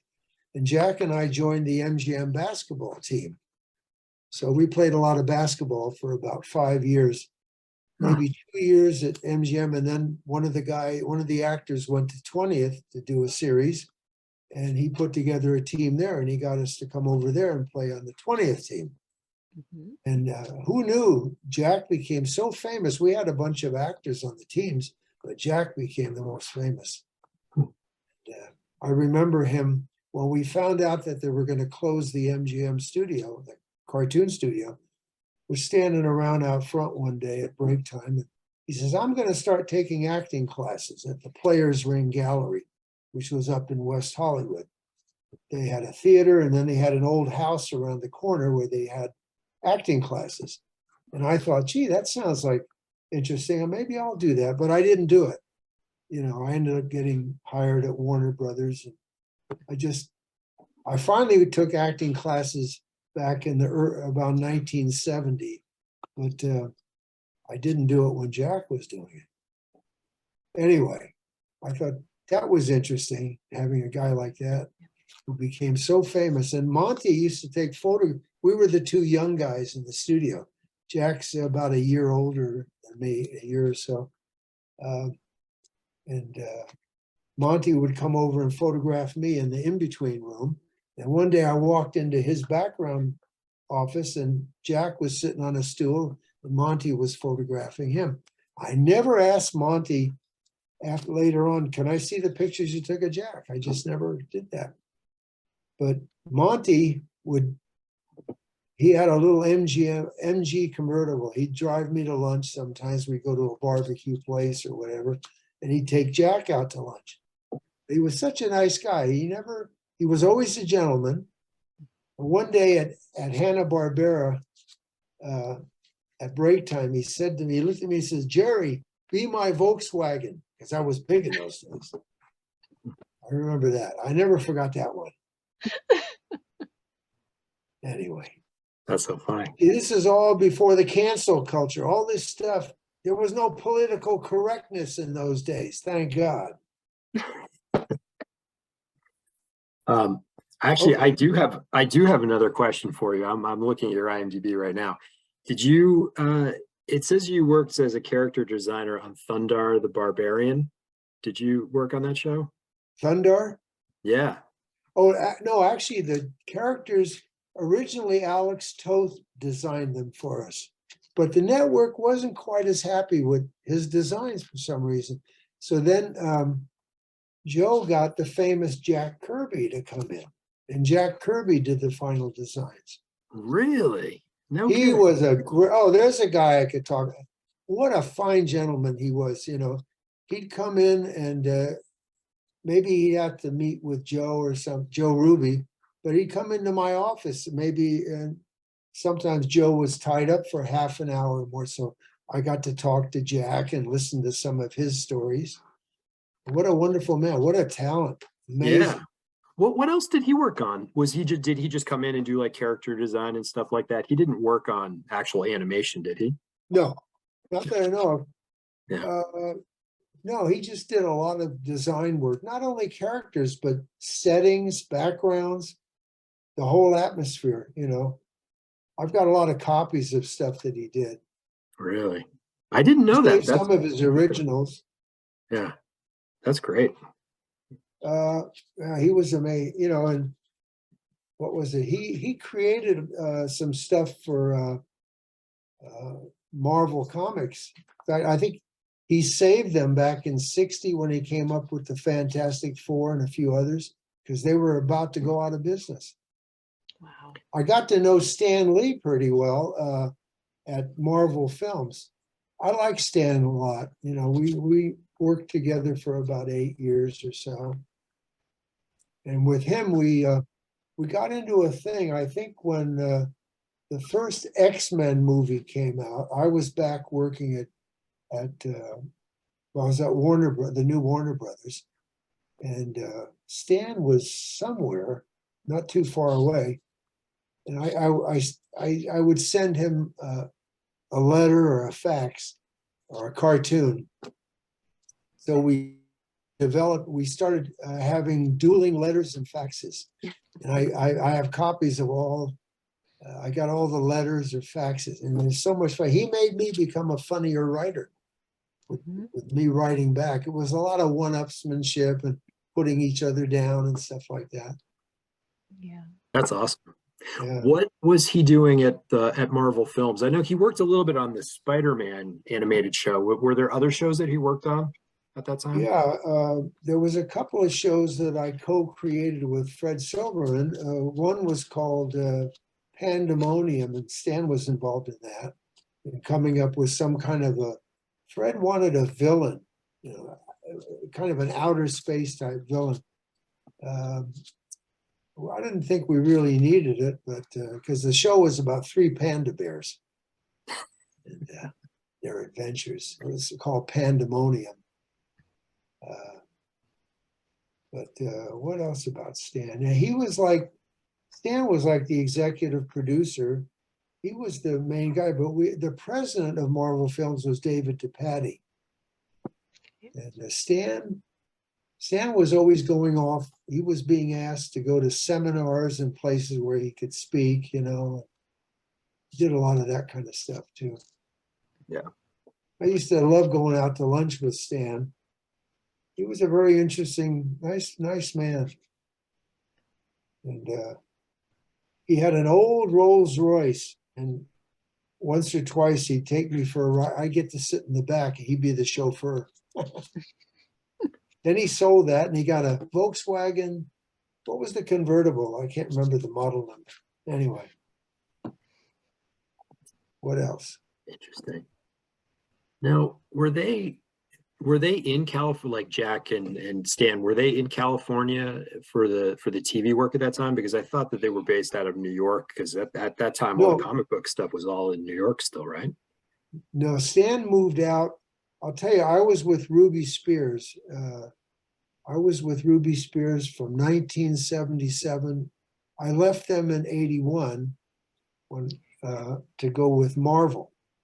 But Stan, I remember one day Joe asked me to go with him to meet Stan Lee and his agent, Marshall Karp, at Sorrentino's restaurant in Toluca Lake. And so we met, and Stan had just moved out and he wanted to get into animation. And Marshall and he were saying, well, would you be interested in making a deal with Stan where he could work with you guys, and also you could use some of the Marvel characters for animation and this and that. But nothing ever happened. I can't remember if Joe Ruby, why we didn't make a deal with him or what. I didn't really question him about it.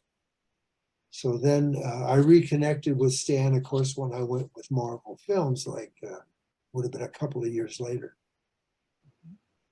That's Stan awesome. was out here. He was living up in the hills of Hollywood, you might say, up above Sunset Boulevard. And Jack was living out here. I'm in the San Fernando Valley, and Jack was also in the San Fernando Valley, but he was in or the next valley. I don't know if it was called Conejo Valley, where in an area called, I think, Agura. I never got out to his house, you know. He said, hey, if you want to come by. Stupid me, I should have gone out there to visit him, but I didn't. But we would visit at the studio a lot. So Jack was local. I don't know when Jack moved out to California. I'm sure it was before Stan. I don't know exactly when. Wow, those are great stories. That's Both amazing. gone. They Yep. left me. I really missed them. Did you say that you're working on your own book about your life and your stories? Well, the Italian man, Luca, at the That one, Academy, okay. he's having it published. But, you know, I'm helping. I have to write a certain amount of text for certain areas of the book, or to go with certain photographs that I provided them with. I've scanned them a lot of photos and stuff. And so I'll let him select what he wants to use. And then he sends me, he'll send me through the email all the dummy pages. I'll see all the photographs he's using, and some already have text that I've written, but he indicates where he needs additional text. You know, I still have some more to write about. Yeah, that's awesome. And he's interviewing different people that I've worked with. Do you collect any memorabilia from any of the shows that you worked on, or cartoons or anything? I see you've got some artwork, but do you collect anything else? Oh, collect old cameras, pre-Columbian art, African art. Used to collect Chinese food dogs, ginger jars, inkwells, brass measuring weights. What else? Oh, Japanese swords.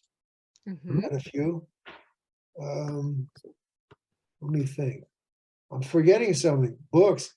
I've over collected. I've accumulated too much. I got tons of art books and literature, and architecture is one of my favorites. I was always interested in advertising design and industrial design too.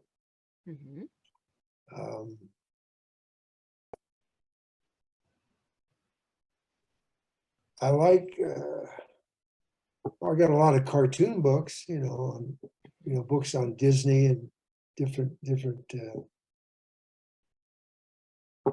cartoons. How about, are you familiar with Crazy Cat? Yes. That goes way back into the 20s and 30s, but his style was so modern. I think it still is. You look at or a guy named Lionel Feininger from the very early 1900s. His style was way ahead of its time. Then are you familiar with Little Nemo by any chance? Oh yeah. Yeah. Amazing. Yeah. I've collected some of those Sunday pages of Little Nemo. Yeah, I know I'm leaving something off. Oh, I used to collect old radiator and hood ornaments from old cars. That made me go to Hershey, Pennsylvania just outside of Hershey. It's the largest auto show, a show and sale, because I wanted to see if I could find some more radiator ornaments. Oh, I didn't mention microscopes. Wow. I never had science classes. Well, I only went to high school and I went to art school instead of a regular college. So I bought 1 or 2 microscopes, and then I got hooked. Now I've got too many. It's ridiculous. Once in a while I give one away to some young person, the son of a friend or something. That's great. Anybody want a microscope? Oh. I even collected some old microscopic slides. They're very interesting. That's awesome. Is there anybody, like a celebrity that you've met that you were like just in awe of? Well, I probably don't get starstruck, but it's enjoyable. I know one time I'm a member of the Academy of Motion Picture Arts, One time at one of their screenings, this goes way back to maybe in the late 60s, they were screening a movie with Gregory Peck, and he was going to be there in person to meet and greet everybody and take questions. So Raymonde, he was one of her favorites, so after the screening, the lights go up and Gregory's over on the next aisle. So I said, come out with me, Raymonde. My wife's name is Raymonde. And I want you can meet Gregory. So we lined up and she got to meet him and shake his hand. She didn't wash that hand for a month. Slept like this with it all the time.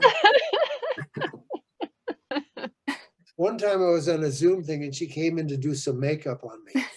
She's got a good sense of humor, and she's very good with the zingers too. Anyway, so what was it? Oh, she met Gregory Peck. That was a treat to meet him. You know, I was a fan of his. And then we used to bump into Charles Nelson Riley, you know, the comedian. Have you heard of him? I don't think he's around anymore. Raymonde. Hi. Hi there. He told you a lot of stuff, didn't he? Oh, Yeah. I'm just beginning. You know, Nikki here interviewed Carl for 3 hours, and I'm not going to let him talk. Carlton. Oh, my God. Did he tell you about Phil Mendez's office? Oh, that's another fun. That's going to be in my book. No, I don't think so. No. He's another terrific, talented cartoonist. And what was it? Phil, I was not working at Hanna-Barbera at the time. I think I was with Marvel or something. Anyway, they hired Phil back to come in for something. And the studio was very crowded in those days. I forget who told me this, but they didn't have a cubicle or a room for Phil to work in.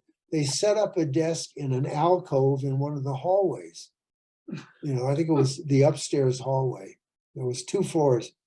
And so he's sitting out there drawing in the hallway, people walking by and everything. And he would ask about a room. So I don't know how many weeks went by. But what he did was, he said he was tired of sitting out there in the hallway. Maybe people were disturbing him or something. So nearby was the men's room. So he moved his desk into the men's bathroom. On the door itself, it said MEN, men. So he added DEZ. It said Mendez. So one day, some of Bill Hanna's visitors were visiting, and they had to go to the bathroom, the sandbox, I call it. And they walk in, and here's this black guy sitting there making drawings.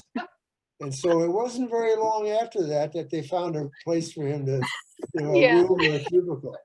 And nobody photographed it. I wasn't there. Oh.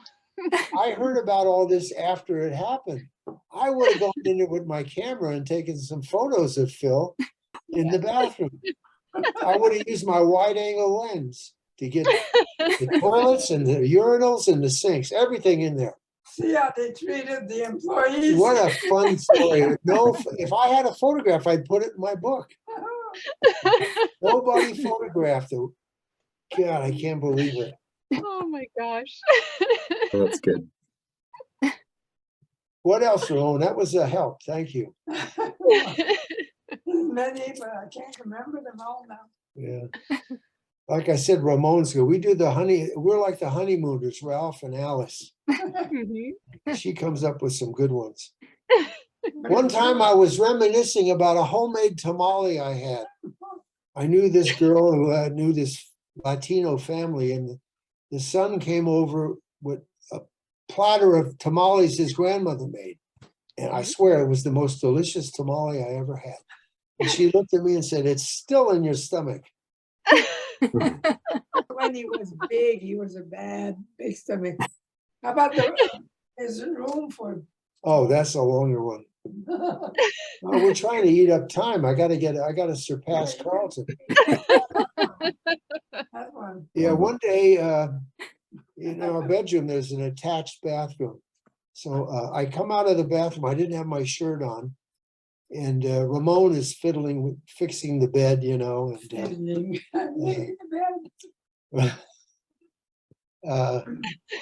anyway, I said, "Ramon," she said, "Yes." I said, "You get to see all this magnificence every day. You're so lucky."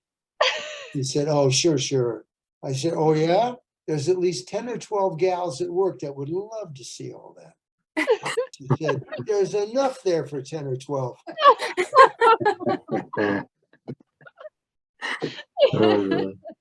Now, if any of you have boyfriends or husbands, feel free to use that. You don't mind. It's not copyrighted, is it? No, it's fine. It's free.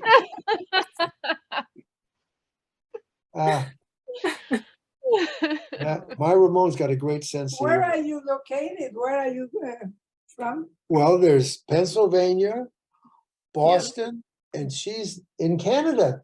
Where? on the edge of Quebec, In Ontario. In Ontario, but right near the close to the Quebec border. Oh, well, welcome, welcome to Canada. How about you in Boston? You must be freezing there. The winter? It's a little chilly. Yeah. Little? Yeah, compared to Remember being there California, one sure. time? One time I went there before I moved there from Montreal. I went for a weekend with my girlfriend. We were gonna have fun, go shopping, have fun. It was so cold, we never got out of our hotel room. Oh We had to go back home. Yeah, it can have that effect. Yeah. Oh, yeah, I just adjusted the thing so they could see you better, but I think I like You it. don't need to see me. You're the one. The emphasis is on me, Alice.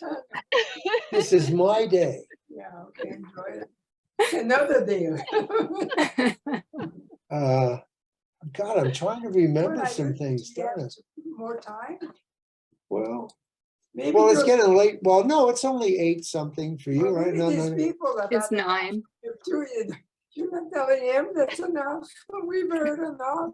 well, I know Carlton probably, he's got a lot of charisma. Oh, Carlton. Oh, Carlton. He's a lot of fun. So who else did you interview? I know you interviewed Willie and Bob Singer. Bob Nessler, you know who he is? What's his name again? Bob Nessler. I remember that name. I knew him for a while at the Warner Brothers, the new Warner Brothers. He was there for a while with us. Yeah. We talked to Tim Walker. Oh, good old Tim. Yeah. Yeah. Well, you've done a lot of people. Yep. We've talked to quite a few. Metamorphosis. Metamorphosis. Did you do anything? Did you tell anything about that? Well, that was the Japanese feature. I did mention it earlier, but wow. Went for Japan for a I long- should mention my friend Takashi. He's the one who came up with that idea. And there was Steve Nakagawa was involved in that too. Steve was working with us in layout at Hanna-Barbera.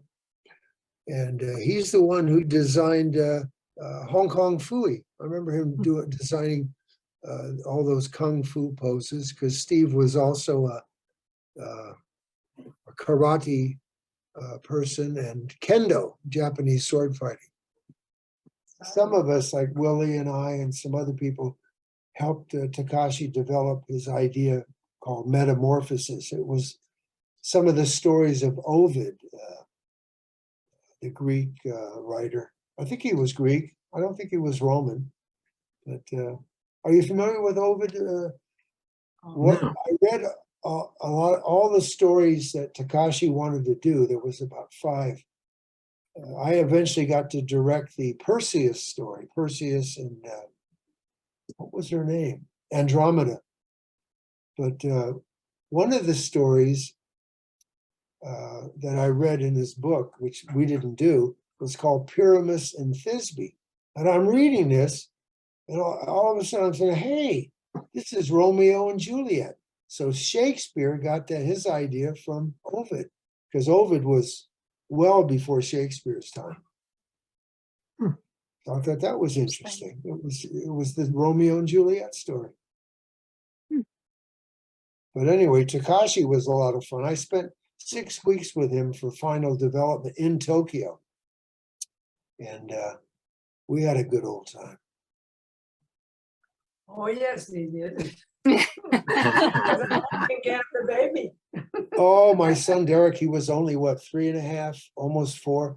But I really, 6 weeks was a little long. I really was missing the family. Sure. Jerry, do you remember Scrappy? Scrappy was Scooby's nephew. Oh yeah, I never worked on Scrappy-Doo. I think that was done while I was away.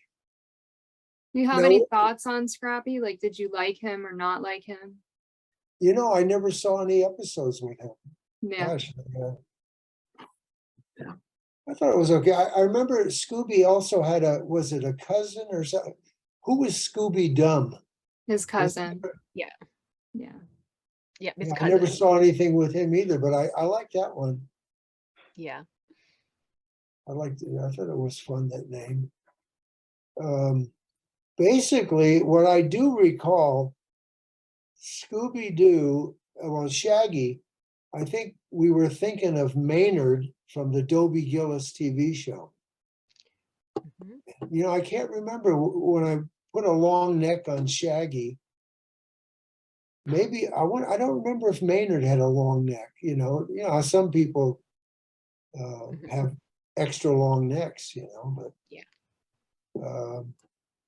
That was a cute show, Dobie Gillis. Yeah. Mhm. Have you ever heard of Soupy Sales? Mm-hmm. Yep. Yeah, Tony Benedict introduced that show to me. We'd rush in at 5 o'clock to the conference room and turn on the TV and watch Soupy Sales. Remember White Fang, the dog? Mhm. I love that dog. With all you ever saw was his paws. He had these white gloves with big black fingernails. In fact, the ink and paint ladies made some gloves for me like that because I was always going, oh there, oh there, oh there, oh there. That was the funniest character, and I was mad at Soupy because he didn't feature White Fang enough. He was probably jealous. Soupy was funny, but White Fang, oh God, what a funny character. And the other one was called Blacktooth, but White Fang was, when the gals in ink and paint made me those gloves, I thought that was terrific. That's great. Okay. That's so funny. So that's where I think Shaggy came from Maynard. Maynard was kind of a hippie character also. Mhm. We talked to Burnett Griffey, and she said that all of the gang members were basically like their look was modeled after people that worked at Hanna-Barbera, and I think Shaggy, she said, was modeled after the stockroom guy. Shaggy One- himself? That's Yeah, interesting. I don't remember anything like that. Could be. I don't know. Interesting. I'm trying to think who was down there that would look like that. Hmm. she said he used to wear bell bottoms and had longer hair. Yeah. Yeah. Yeah, I remember bell bottoms. I even had the long sideburns. I was super excited to hear about Stan Lee and Jack Kirby. I didn't realize that they had those ties to animation. That's awesome. Oh, Jack, boy, he was so, well, as you know, so prolific. Oh my Yeah. God. No, his style was amazing. There was one show that he helped, oh, there was more than one, but there was a show, Squire, the ABC guy, the executive. We were meeting with him he would come out and stay at the Beverly Hills Hotel. So I remember Joe and I, and was it anybody else? We'd go there, meet with Squire and his assistants. And Squire, one day he came out of the men's room and he said, Goldie Gold. That was his name he wanted us to develop a character, a girl named Goldie Gold. He was thinking of that comic book, Richie Rich. Mm. And so we started developing around this girl character, Goldie Gold. I can't remember much about it really, but Jack Kirby did a lot of development stuff on that. Mhm. Wow. Fascinating. That doesn't seem like his normal his style, a character that similar to what he's known for. Well, another guy that I got to know in the business, Scott Shaw. Have you heard of Scott Shaw? I mean, Mhm. okay. He was one of the original guys that put together the San Diego Comic-Con.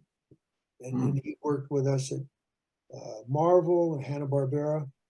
And he's mainly working at home freelancing. He's right now, but he sent me something on email recently about Jack Kirby.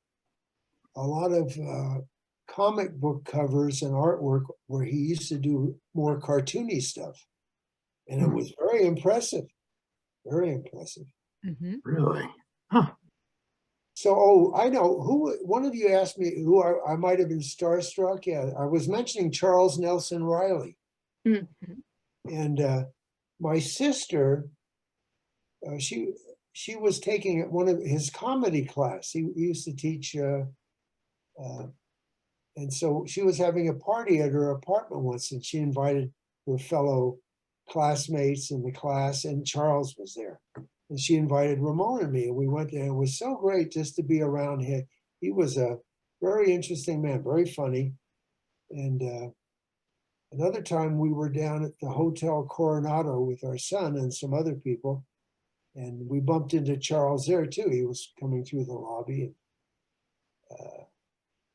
Who else? We seemed to meet another friend's home. We met, you ever heard of Bill Dana, another comedian? I can't remember the character that he was known for.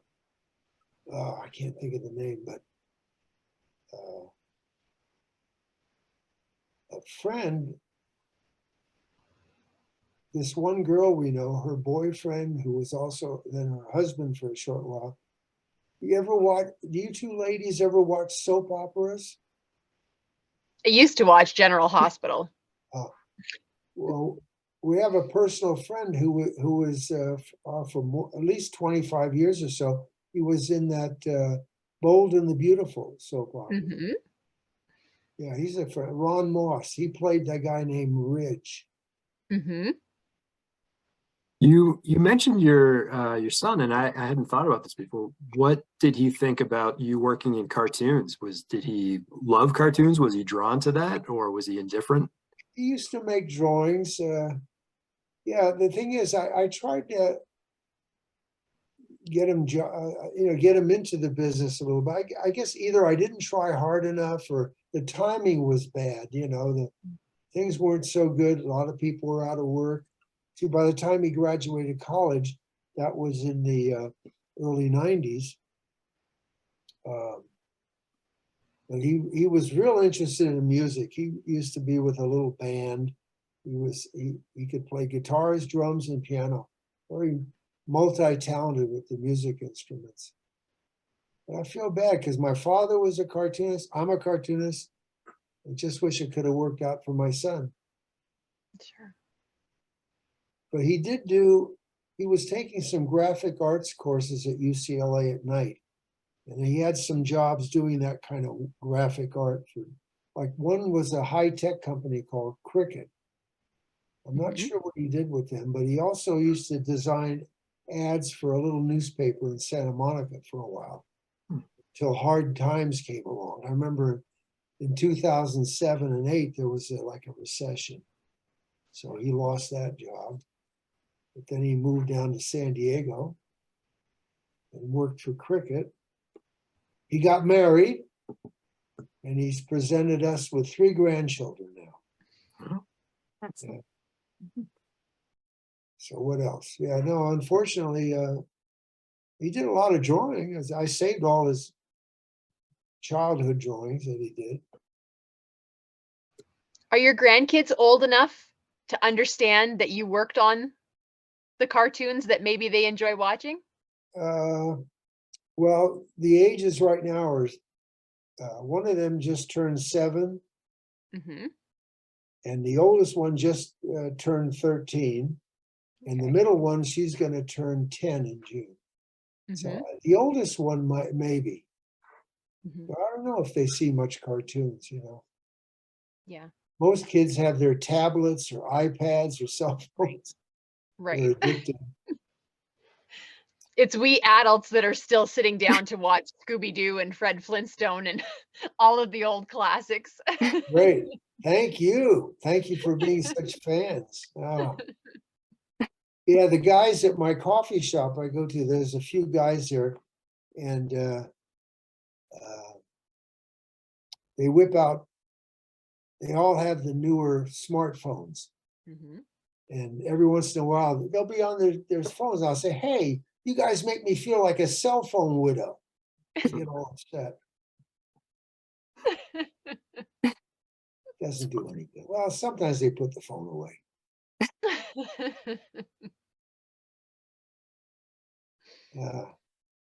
Okay. Who else? As far as celebrities? Gosh. Well, Oh, John Voight. We've met him a few times. He goes to the same, once in a while we go to this deli up on Beverly Glen. He's a nice gentleman. Ramon's, he's one of her favorites too. Boy. One time we were at the Chateau Marmont. One of the, I think Paramount invited Academy members to come. It was Martin Scorsese's something about him. He directed that. I forget what the movie, The Departed, maybe, with Jack Nicholson. Yep. They were having a special party, and we were leaving. I said, let's get out of here a little early because there'll be a big crush of people to get their cars. So as we're walking out, we run into John Voight and a couple of other people with him. And so we stopped, and Ramon said, "Hi, John." And he said, "Hey, hello, kid." And I said, well, the lighting was a little on the dim side, so she made her look, she looks younger than she is anyway. But that was cute. He called her, "Hey, kid." They talked for a minute or two. And then we bumped into him a couple of times at the deli. So that was a treat. I like him. Mm-hmm. Did you get to work with people like Iraj Paran, Dick Raj was that, Bickenbach? oh yeah, well, Bick, I met him when I started at MGM. And then when I started in layout at the Hanna-Barbera studio, Bick was the head layout man. And Ewo and I used to take our layouts for Bick to look over and check them, you know. And then, of course, Joe did a lot of that. I would take my layouts into Joe, and I learned a lot from both of them. It's like, prior to that, I learned a lot from Chuck Jones when I was in his unit at Warner's. He was like a teacher. So Bickenbach, what was the other name again? Iraj Paran. Raj. Yeah, Iraj was in charge of handling titles, you know, and getting, he'd have people make drawings. He'd do these graphic, I forget what we call them, bumper cards or title cards for the episode. I still see him once in a while. He was having these annual July 4th parties, but now because of the virus, he hasn't done that for 2 or 3 years. Hmm. Yeah, was he there when we developed Scooby? I'm not sure. He might have been. I think he came in the late 60s somewhere. Was there anything, any job or project or anything, was there anything that you didn't get to do that you wish you had done? That's a good question. Gosh, I can't think if there was anything. I don't think I had that feeling. Well, that's good. That's good if you didn't. I was just fortunate. I worked on so much. And once in a while I would stop and think, gee, I'm so fortunate to make a good living drawing silly pictures, because it's rough out there for most people. And not everybody likes what they do. And but I do. I loved it. No, I was very fortunate. But I don't recall missing out on something. No. Maybe I'm just forgetting. I know that Ewo and I worked on the first Yogi Bear feature film back in '63, I think it was. Mm-hmm. Yeah, Joe put us on a song sequence too. That was a lot of fun. Mm-hmm. These bear characters called the St. Louis Bears, I think. I can't remember who wrote the song, or the music was good. Joe was funny. I remember once when I came back after the Japanese thing, Joe brought me back. I got to do what I wanted to do, and everything was so much better. I was producing a couple of specials, and the first one was 5 weeks in a balloon. The second one was a Flintstone Christmas special. Mm-hmm.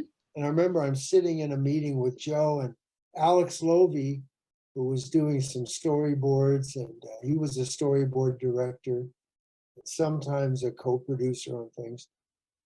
We're talking about a few of the scenes, and Joe was trying to find some dialogue for this one thing. I'm trying to remember the details, but Fred had to say something about not having enough money or something like that.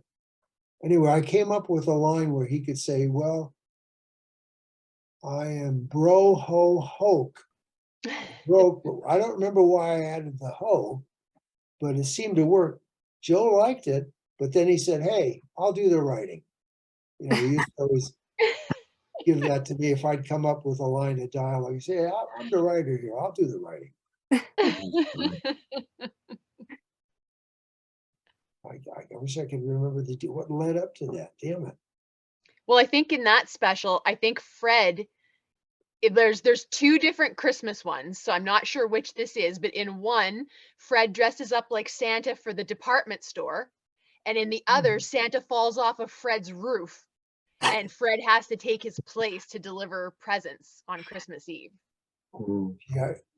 See, the thing is, I was working on it. We were in production, and that's when I left to go help Ruby Spears start up their studio. So they finished the special, but my name's not on it, I guess. Out of revenge. I don't know. Because I do believe on, that bro ho hoke actually made it in, because it sounds familiar to me. I'm pretty sure it I don't made know it if in. I've ever seen it. Yeah, darn it. But I remember in those days, I think it was before I was doing that one, or I knew it was coming up. I remember saying to Joe one day, how come we're always doing a Christmas special, or I don't know if we did Valentine's or Halloween, but I said, you know, being Jewish, I said, why can't we do a Hanukkah special? You know, or Passover, whatever. So I did a whole bunch of cartoons. Came up with something with Fred and Barney, and I'm calling, instead of Flintstone, I said Flintstein on the roof. But he still wouldn't do anything about it. Interesting. So I did some cartoons, and then I did a whole bunch of them with as if different countries. How do you spell Flintstone in different languages? And I only have a few of those drawings left. There was a whole bunch, I don't know what happened to them. I guess when I left the studio, I must have left them, which is not typical of me. I usually save stuff. Somebody else must have borrowed them. We have to find that somebody else. Yes. That's a long time ago. We're talking 1977. Oh, wow. Yeah. That's great. Let's see, are we getting near Carlton's time? Well, do I get- see? Getting Do I close. see 626? Yeah. Yep, 6:26. I actually, I think I need to go. So I gotta let you, it's getting late for you all. I feel, Yeah, it's I feel almost rude, 9:30. but Jerry, this has been awesome. Thank you so much for spending the time with us. It's been really great listening to your stories and just, you know, understanding. Thank you. You know, Next everything. time, let's start at 2:00. Yeah. No, it's been a pleasure. Thank you all for being fans. I really appreciate you inviting me to join you on this. Well, thank you. We really just sorry appreciate you I'm not being here. remembering more. Oh, you You did great. remembered a lot, and your Yeah. stories were amazing. Everything that you said was amazing. I mean, we are so thankful Well, to your you for website being is, here. you see, I looked up your website, I think yesterday, Yeah. ScoobyAddict.com. Boy, there's a lot of beautiful work there. My God, Thank you came you. up with all these posters and artwork and stuff. Very Yep. impressed. I was Nikki- scrolling Nikki's and scrolling and scrolling. Wow. It's a wonderful site. I'm very impressed. Thank you. Thank you for doing that. Well, Nikki works very hard to keep the love of Scooby alive for everyone. great. Yep. She really does. Well, I try to keep Fangface alive. Every once in a while, I make a cartoon of him for someone, but I find I draw Fred a lot. I love doing Fred Flintstone. Yeah. Oh, God, I He's a know great there's some character. stories there. Well, I gotta let you go reluctantly. It's been great. Thank you so much, Jerry. Thank you all. Thank you Thank for you. Real everything. pleasure to meet Thank you all. You You too. too. Pleasure to Yeah. meet too. you. Yes. Okay, Take I'm care. gonna All get All ready right. to Good night, turn everyone. this Take off. care. I will. Oh, you'll turn it off, okay. No, he's leaving. Now it's just us. Yeah, Nikki and I'll like if you want to stay, Nikki. It's You not can like Nikki stay, and I are yeah. going anywhere. Okay, We're not going anywhere. well, Will said he has to take the dogs out. Maybe he's only going to the sandbox. Maybe he'll be right back. Gosh. So, well, thank you. I can spend a little more time. Oh, absolutely. Ramon, she might call me for dinner soon. Well, tell her thank you, that we appreciate her giving up some time with you so Yes. that you can Oh. spend time with us. Oh, Absolutely. no, that's great. I'm glad she could join us a little bit. Yes. She's great. I love hearing her accent. I work Yeah. from home, so I don't go out as much anymore. But because obviously I live so close to the border, there's a lot, like, I know that accent very, very well. And I took Interesting, French yeah. in school. And so it was great to hear her when she came in because the French Canadian is not the same as like Parisian. Right. It's a totally different sound. And it reminds me of home. So it was so great that I'm tell her that we really appreciate that she came out to say hi. We really enjoyed meeting Oh, her too. good, good. Yeah. Thank you, thank you. Yeah, what I think one of her French Canadian lady friends has more of a Parisian accent. Mm-hmm. I mean, I know what you mean. Yeah. Now you got to do for me something. You got to hold up your thumb and say, "A." That's the English. I bet you don't want the Fonzie A. You don't want that though. You want an A. Any kind of A is fine. Hey. In fact, I Well, bought we really enjoyed having you, A. yeah, that's hey, you sound authentic. Yeah. Oh boy. We've had a lot of friends from Canada, a lot of them French Canadian, but some British Canadian too. Mm-hmm. And then we have friends from England. Uh-huh. We have a French, he's not with us anymore, damn it. Tony LeBlanc, he was from Gaspé in the Maritimes. He was a chef. What a great chef. Every restaurant he would be at here in the valley, he was at a few different ones. After like a few weeks or so, boy, the place would get crowded. They really loved his food. Mm-hmm. He would draw a crowd. It's like, I had a friend from Panama, Wally Fernez, who was a really good musician, a singer, and he played the conga drums. Wow. Mm-hmm. And whenever he'd appear somewhere, I'm going back into the late 50s and early 60s, he'd be at some club, and pretty soon there'd be a lineup of people waiting to get in. You know, he just had it. He had something so good.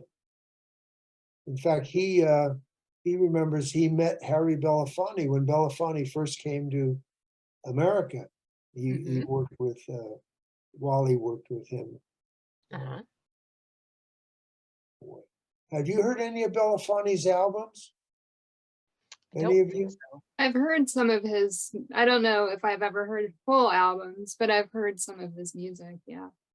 He does a version of Danny Boy that is just, Oh. it's so emotional in a way.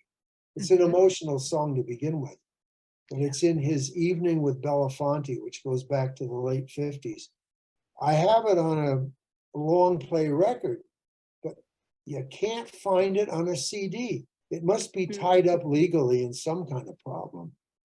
Yeah, it It's could terrible be. because I want that particular version Mm-hmm. that was in the album. Yeah. Because I've heard him do another version. It's not the same, not quite as good. Right. Mm-hmm. Yeah, anyway, I'm getting off the track now. Back to Scooby. Or Actually, you said you were a fan of Elvis, and my Oh, yeah. dad My dad was in the Navy and he was stationed in Memphis, and he actually met Elvis twice at Wow. movie theaters. Uh-huh. So Wow, yeah. that's cool. I remember hearing that sometimes Elvis would buy a stranger a Cadillac. Oh, Did wow. he offer to buy your father a boat? No. Oh, Presley. Oh, he was something. My regret is I never went to see him all the times he was in Las Vegas. Not even once. I don't know. I guess I was too busy. We worked one time at Hanna-Barbera. We worked 4 months without a day off. Oh my Wow. gosh. That's like what, about 130 days or 125 days? Yeah. Wow. We were young, had the energy. Yeah. Boy, we were busy. But it was good. The overtime, like we'd work a weekend, we'd work like 10-hour day, 20 hours on the weekend. You get a whole week's pay. It was double time. So that was a big help. Yeah. Mm-hmm. So I don't know if you're very familiar with how animation is now, but a lot of the shows are like the characters look weird. They have huge eyes. And Yeah. it's I just like a the lot way- different. I'm sorry. It's just a lot different from what you guys created. Yeah. Yeah.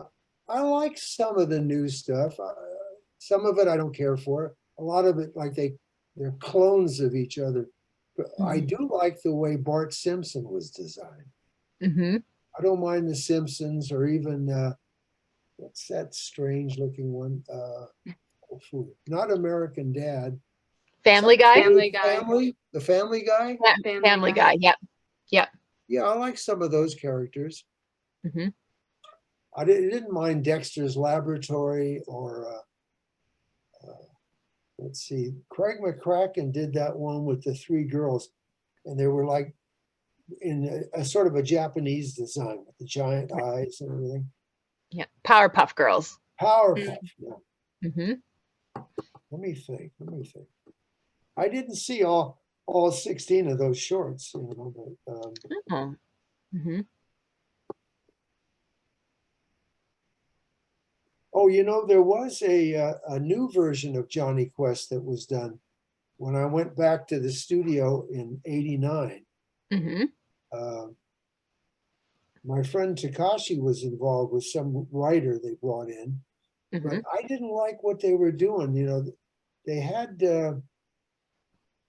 whoever was doing character design, they were sort of changing the look of the characters that originally Right. they were Doug Wildey's design. They were fine. And Mhm. Alex Toth. Anyway, there was a Chinese American girl that was designing characters. And they were starting to look like Chinese. They looked Oriental. I remember walking over there and said, what the? I didn't care for that. Well, evidently the studio didn't like it and they made them go back to what Doug Wildey had done. They wasted all that time fooling around with. But Yeah. the head of Hanna-Barbera was a nice man, Fred Seibert. And I think they took advantage of him. But Fred should have gone in there earlier to look at what was being done. Mm, Could have saved a lot of time and money. sure. And eventually he had to let the 2 of them go. They were going so far over budget and they didn't have anything to show for it yet. Nothing on film. But, Mhm. shame. I don't know what happened with that second series. I never really looked at it. Did either of you look at the new Johnny Quest series? I've seen about half of it. I think I don't quote me on this, but I think it made about 15 or 16 episodes. It wasn't bad. It certainly wasn't the original, but it felt very much like they had an X-Men series in like either the late 80s or the very early 90s, and it feels very much like that X-Men one. So it didn't really capture the adventurous spirit of Johnny Quest in my opinion. It was okay. Like they're definitely watchable, but it just was lacking a little bit, and it was very much a product of its time. very similar to the other shows that were being made, even though they weren't really the same genre. They all kind of felt like the same thing. I should have tried to look at one or two of them. I don't know. I guess I was just kind of turned off. Yeah. Yeah. They did a third series as well, I believe, in the Oh, later really? I didn't know 90s. that. Oh, And everyone's a little bit older than they were in both the second one from the 80s and the original one. I haven't seen any of those. I just remember seeing advertisements for it when I was younger. I know that they build themselves as being bringing in like a lot more detail to the artwork and the backgrounds and things like that. Like they were trying to go back to the original in that sense, but I honestly haven't watched any of it, so I can't really speak to whether it was good or not. But I don't know if I like the idea that they made them older or not. I don't know. I guess it would probably work, but I don't know. You know, there is a channel called Boomerang, which shows all the old Hanna-Barbera. I don't get it on my cable, but maybe it's on there. I don't know. I'd be curious to see this third version. Yeah. Yeah. Yeah, I'm not sure how long if it did very well. Okay, they called it The Real Adventures of Johnny Quest, and it started in 1996, I think. Where's my 96. Yeah, it looks like it only made one season though, so I guess it couldn't have been that much of a hit. No. And they introduced a female character named Jessie. I think she's Reese's daughter, and so she's paired up with Johnny and Haji, and they make like a little trio, and I think it's mostly focused on them. What about the dog Bandit? Is he still in it? I'm pretty sure, yes. I'm pretty sure Bandit is still in here. Where is it? I remember Bandit from the commercials. I'm not seeing it here, but I'm positive that Bandit is still in that as well. I think Bandit was voiced by Don Messick, just like Scooby, wasn't he? You know, I can't remember. I think so. Because I know that Don did Dr. Quest. I've read that somebody else was doing Dr. Quest in the first few episodes, and then Don Messick took over. But I honestly, I would have to watch the episodes in succession thinking about the voice to tell the difference, because I watched it all and I didn't know that, and then I read that and I thought, wow, they matched the voice really well, because I didn't even notice that it was somebody different doing it. I just can't remember.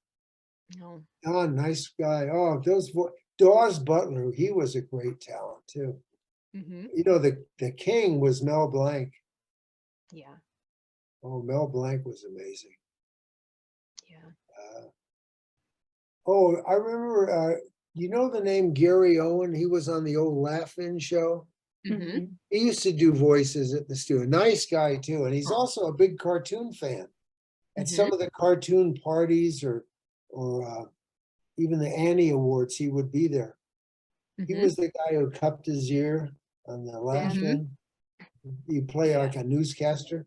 Anyway, one time when, like I mentioned earlier, when Hanna-Barbera, the people, Joe and everybody moved over to where we are in Sherman Oaks, when I was working with Warner Brothers, the Hanna-Barbera group moved over there. And so one of the girls, Amy Wagner, used to arrange a birthday thing for Joe.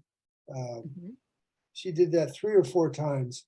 And at one of the birthday gathering, we had a real big room down on the main floor in the building we were at.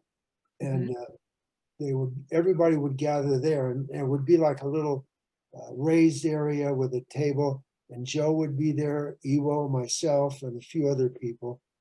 That was our dais. So I remember we were sitting there, and Gary Owen was, people would speak that would be in the audience also. And Gary got up and talked about Joe and things that happened at the studio. And then it was my turn to speak after Gary. And I remember saying to Gary, I said, Gary, you said all that stuff without cupping your ear once. Just teasing him about his Yeah. gimmick there. But Joe was, what I did was, I was thanking Joe. I said, you gave me my first job in the animation business, you know, as an in-betweener. And then I said, then you closed the studio 7 months later. I said, you'll do anything to get away from me, won't you? And I can't remember. He had to give me a zinger, but I can't remember what it was. I didn't write it down.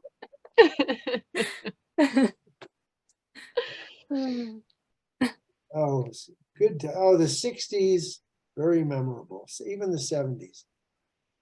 But everything's become so corporate, you know, in the last 20 or so years. You know, it's not the same. Yeah. There's a lot of people that came into the business that really shouldn't be there. You know, mostly in the executive areas, but they don't, you know, they plan budgets sometimes. They don't even take into consideration holidays and other factors, you know. They forget to work that into the budget. Simple thing like that. Yeah. But there's more than that. I can't remember everything. I don't want to think about it too much. I don't want anything to affect my appetite. Well, we love to hear stories about back during that time, because it's with everyone that we've talked to, like yourself, everyone has said essentially the same thing, that they loved their time there. They loved who they worked with. They loved what they were doing, and just everyone wanted to go to work. Nobody hated what they were doing. Everybody just had a great time, and they've all said what a wonderful place Hanna-Barbera was to work. And like, that's, I don't know, again, I feel like that is why the cartoons have stood the test of time, and why they are so wonderful, because I feel like you can't fake that. You can have the most technically perfect cartoon or show, but if the people that were making it didn't have the passion for it, I feel like it's lacking something, and you can feel it as the viewer. And none of those cartoons lacked anything. They were so wonderful, and I'm positive nobody's going to convince me otherwise. I'm sure that it's because of how you guys were together, and you cared about what you were doing, and you wanted to be there, and it definitely shows in the final product. And I think that's why we're still talking about it half a century later and loving it, maybe more than people were loving it at the time, to be honest. Oh, that's wonderful to hear that. Oh boy, thank you. My personal feeling I used to express is like when I design a character or design it, whatever, I try to do warm, lovable characters. A character that would endure. You know, I can do the edgy stuff. I've had to do a few edgy things in the past, but it's like with Disney, think of a character, even Mickey Mouse, look at how he's endured. You know, a child can look at that face of Mickey and brings out a smile. Definitely. You know, a baby. I just like to do those kind of warm, lovable characters. A lot of personality. There's too much hard edge stuff now, I think. It's amazing. They do beautiful work with the computers. But I still like to do the hand drawing. Pencil and pen. Definitely. A lot of the background painters, so many of them do it with the computers now. Once in a while, you still have some done with actual paint brushes. But those are usually the little small, I can't remember what we used to call the little small background. It was like a model to a full-size one. Yeah, I'm forgetting some of the terminology. Well, I've been semi-retired for about 10, 11 years now. But not fully retired. Who was your favorite person to work with at the studio? It's okay, you can pick favorites. I probably had more than one. Are you thinking just at Hanna-Barbera, maybe? Yeah, let's stick to Hanna-Barbera. Yeah. Well, there was Tony Benedict, Ewo, of course. Willie was a lot of fun. Of course, Joe Barbera, Mike Maltese, the writer. Yeah. Monty, the background painter. Well, there was a lot of nice ladies I used to enjoy talking to. Mhm. I remember, oh yeah, there was a group of 4 ladies that worked diagonally across from where Ewo and I worked. They were in Okay. a large cubicle for the 4 of them. They were inkers and painters. And Ewo showed me the fine art of how to shoot a rubber band off the ceiling and have it land on someone's head. And this one girl, Barbara Dempwolf, was diagonally across with the other 3 ladies. And I knew where her seat was. And you could kind of figure out, you know, the ceiling was made up of those squares of Mhm. whatever you call them. So I would shoot rubber bands and hopefully it would land on her head. And I got pretty good at that, I guess. Ewo taught me that. He learned that at Disney. So one day she came out of the cubicle, walked over to us, and she had about 10 rubber bands on top of her head. Boy, my aim was good. I was the Wyatt Earp of Hanna-Barbera, I'll tell you. That's so. Have you ever been recognized while you've been, I mean, I feel like one of the greatest things about Nikki's panels when we get to interview people is that I feel like you guys are kind of the stars of those shows, only nobody knows your Right, faces. And right. oftentimes even your name is not as well known as what it should be. And so when Nikki's like, "Oh, we're going to get to talk to somebody like Jerry," and it's so wonderful because we want everyone to know who you are and what you've done. Have you ever been recognized in public, or maybe you've been to an event and you've been announced, and have you had a moment with a fan that really meant something to you, or you were surprised that they thought of you that way? Well, sometimes at the Comic Con, if I'm on a panel, or recently I did a show called The Hollywood Show up in Mm. Burbank, and fans come there, and I was drawing cartoons for them, and they talk about their favorite shows, and some of them have seen my name on the credits maybe, or Mhm. heard something about me. It's nice. I like meeting the fans and talking with them. Yeah. I'd like to talk more, but you know, there's always a lineup of people and gotta keep Sure. things Yeah. moving. But Sure. no, it's nice. I'm glad that we're not recognizable. So that way, if I'm in a restaurant, I can enjoy my taco salad or something Right. without being interrupted. It's like when I went to art school, there was a guy, Bernie Mace, a really great painter.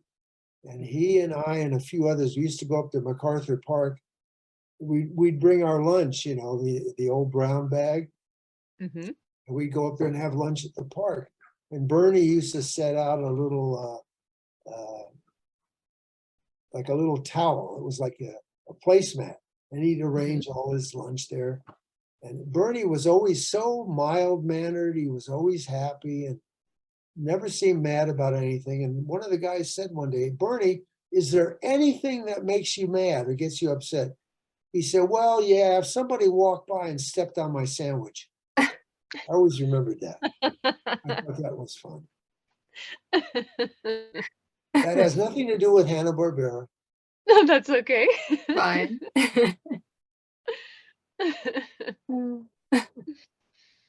Okay. Nikki, I know you're dying to say something. You know, I keep thinking of questions and then like one of you is talking and I just don't remember the question that I was thinking. I did that to you. You're having the same problem. But that's me. We're all getting old. That's the problem. All of Yeah. us. It's inevitable. Oh, wouldn't it be nice if we could turn back the clock? Mm. Yeah, definitely. Did You you know, enjoy Hanna-Barbera more than any other studio? Because we've heard from most people that they enjoyed their time at Hanna-Barbera better than any other studio they worked for. well, yeah, yes, I could say that, although there were some good years at Ruby Spears. The first couple of years, after that wasn't quite so good. At Marvel, yeah, that was pretty damn good up to a point, yeah. But Hanna-Barbera, that was the 1960s and part of the 70s were just great. That's great, the best. Yeah. I never worked on staff at Disney. I once did a freelance job for them. But I never worked in. But I used to go visit. I always had friends there. Loved the cafeteria at Disney. And that all changed. They decided to have some outside company manage it, or what's the word? It was their Cater? concession. But before that, they used to have these older ladies that would come in and they would prepare some dishes. They would use their own personal recipes, and they had some great foods. Again, I'm off the track again. Fine, we like any stories. Oh, I mean, there's so many. I hope when you interviewed Willie, he would have a lot of stories. Did He he did, tell you yeah. any of the stories about Corny Cole? You hear about Corny Cole, or Don't I think don't so. think so. you got to watch Willie. He'll get off on talking about Disney too much if you're not careful. He's a real Disney freak. Well, he started in the business at Disney, and then he got laid off, and then he went to Warner's, where I met him when I started there. Then he went to Bob Clampett, and then when they closed up, I was at Hanna-Barbera. I got Willie to come over with his portfolio, and they hired him, and we were reunited. Mhm. Corny Cole was a very, very good art. He ended up teaching a lot of years at the Cal Arts school. Have you heard of Cal Arts? Mhm. That's what happened. Chenard was the original. Then it became Cal Arts. Mhm. What was it? Yeah, Corny. What a great artist he was. Drawing and painting. Mhm. A real character.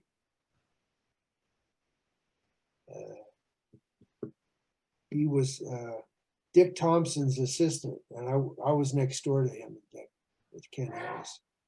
Mhm. I like this pause. What's the word for it? Did you ever see that movie Eddie and the Cruisers? One of my favorite music movies. Oh, It's been a long while, time. but yeah, I've seen it. Mhm. Remember, what's his name? Tom Berenger was in it. And what was it? There was a expression that Eddie was using, or maybe Tom. It's about a pause. Yeah. Well, did you ever see The Idolmaker? That was a terrific movie. Hmm.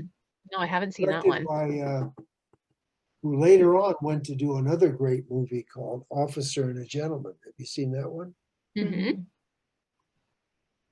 A friend of mine from high school, we used to be on the class book staffs together. Marty Elfond, he ended up producing that movie.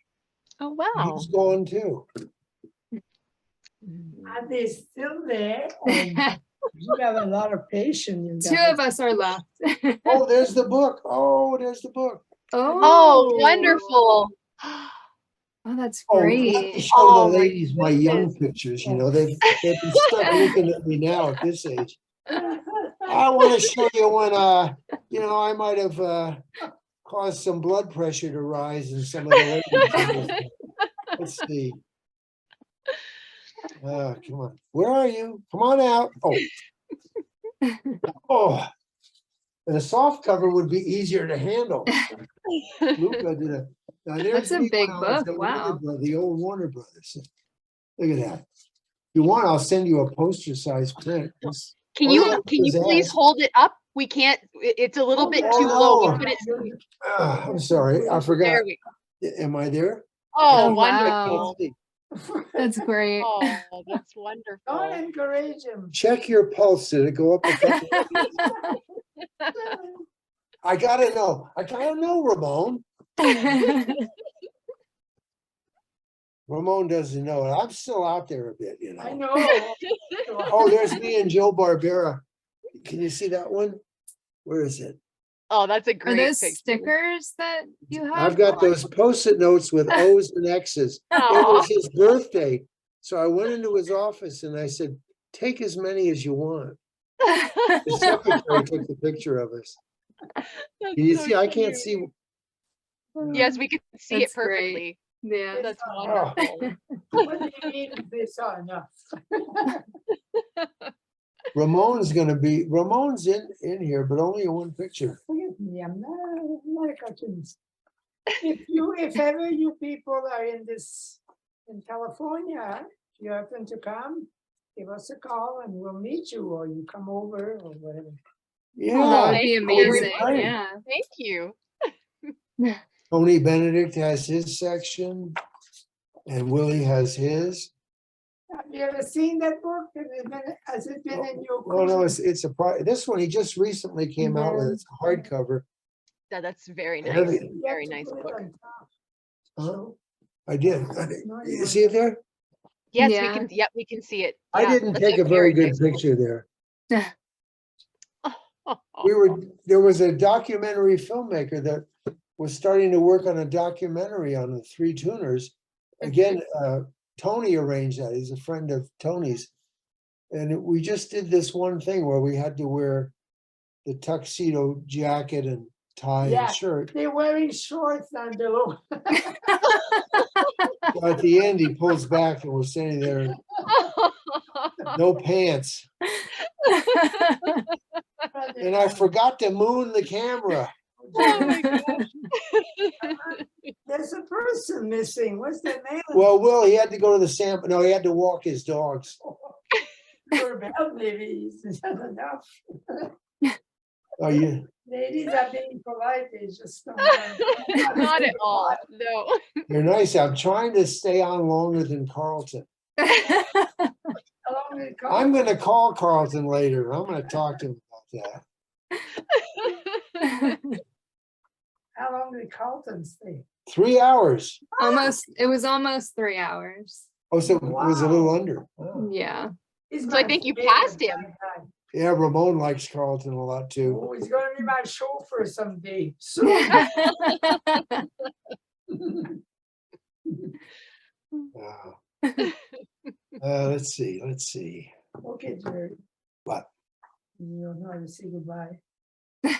I know. No. I'm enjoying this. Yeah, but I did this. Maybe you don't know how to say goodbye. Don't be shy, Well, girls. No, You can always call him back. the ladies mistakenly said, well, we can stay a little longer. Not, of course, not knowing what they would get into. We loved every second of it. You don't even know. There aren't Yeah. even words. There aren't Yeah. even words for it. Are you cartoonists, you ladies? No? No. I'm an artist, but not cartoons. I do fine art. Oh. I haven't shown, did I show you their website yet? I haven't shown you the Oh, show website. you I there. can't take any credit. That's all Nikki. It's all Nikki does everything by herself too. Can I Wow. just say, Nikki doesn't have a team of people working with her. Nikki works a full-time job, has a family, and does all of this amazing Scooby stuff. So that's all Nikki. Nikki deserves all that credit. Oh, who's Nikki? Bravo. Yeah, it's really impressive. Where do you see this website? Wow. Okay, oh, you should later. Ah, great. So you met So- some nice people, huh? It's amazing. Well, Yes, we enjoy it. I mean, he's basically created characters that we grew up with. And, to us, it means a lot because these characters mean a lot to us. So, Oh, yeah, right. Yeah. If you name some other character, maybe I can remember who created what. I mean, I can remember ones that I didn't create. Well, maybe I created 4 characters and design, but I mostly designed a lot of characters. Mhm. Like Ewo, we designed an awful lot of stuff. yeah. Um,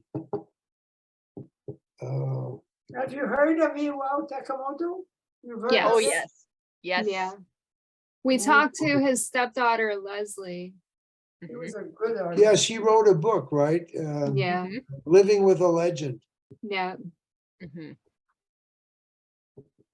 Ramon used to go shopping with Ewo's wife. Mhm. Yes, we had fun. While they were working, we were shopping. We once went on a cruise with them. That was nice, all the way down to Tahiti. Oh, wow. We had fun. And Ramon said, "No, you can't wear a sarong. You can't wear the grass skirt, Jerry." But I'm in the mood.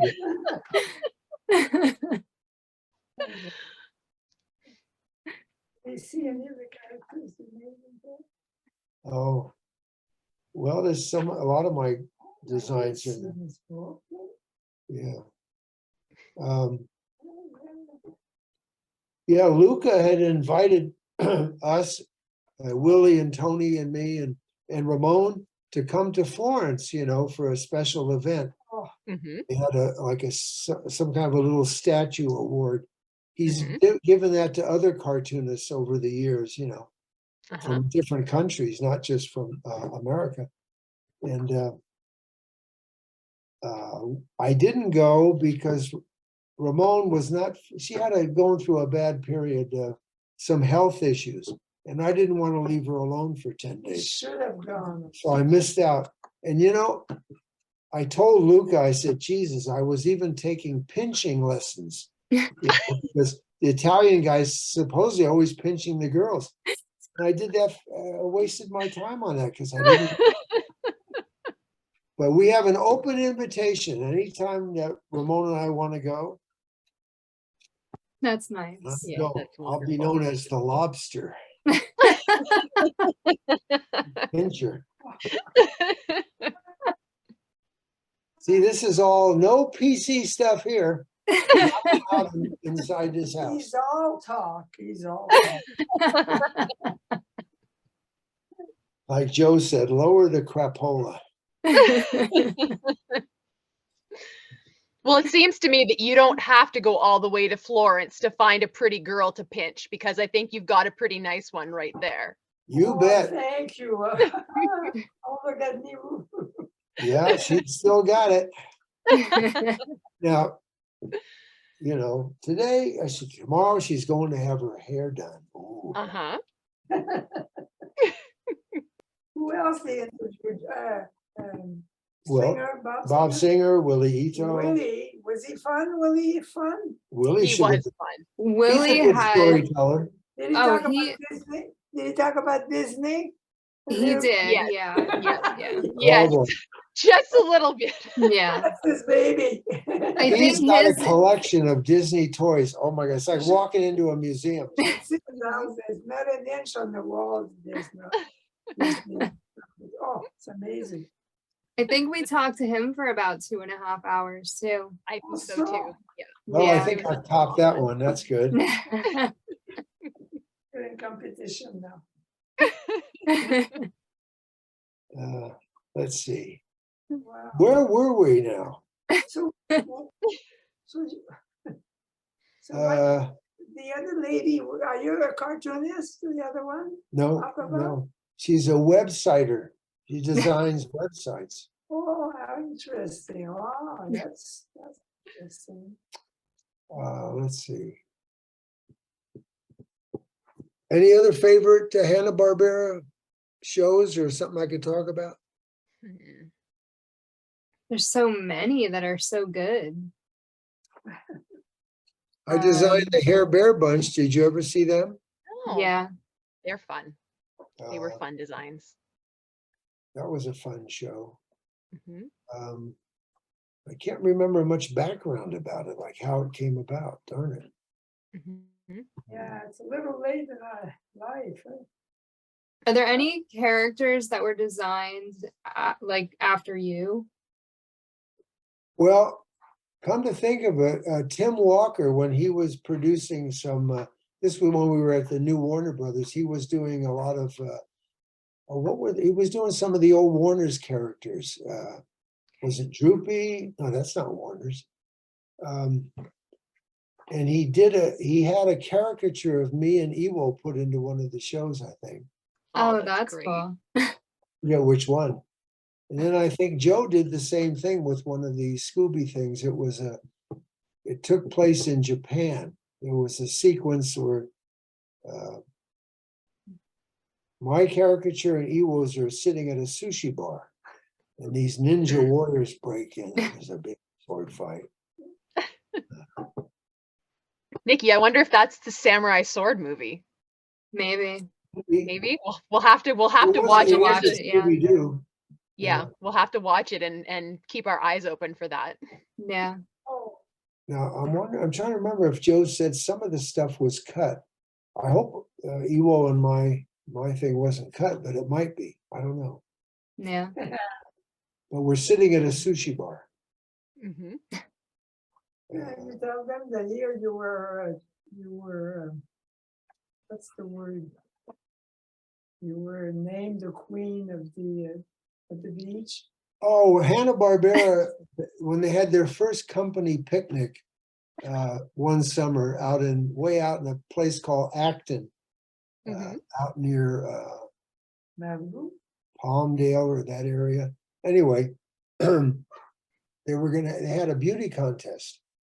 And there were three of the ladies from the studio that were the three contestants. And so the time came during the picnic when everybody assembled and the three girls were up on the stage. And the announcer said, we're going to announce who the winner is today. And and they will be crowned by last year's beauty contest winner. The thing is, there was no last year. Nobody caught on. This was the first picnic. It was like 1968 or 69. So they got me to play last year's beauty contest winner. I had a mop over my head, mop thing looked like me. I rolled up my t-shirt with a little bow. And I think I had a long skirt on or a sarong or something. And Willie and Tony Benedict were my attendants. Yeah. They were walking backwards. They announced, oh, here comes last year's beauty queen will now come out. And I came out from some little building there. And the music was blaring. Oh my I goodness. came strutting out. And Willie and Tony were fanning me with palm fronds. And I came up to the stage and I put what's her name? Last name was Holt. I can't remember her first name. She was a very attractive, tall girl. So I had to put the crown on her head. Somebody was filming it. I heard I'd never seen it though. Oh my I'd God. love to see that. I pulled it off pretty good in those days, I did it. I don't think I had any lipstick on. I don't remember. I don't know if I had anything on my cheeks, a little rouge. Nothing like that. They didn't have time to do makeup.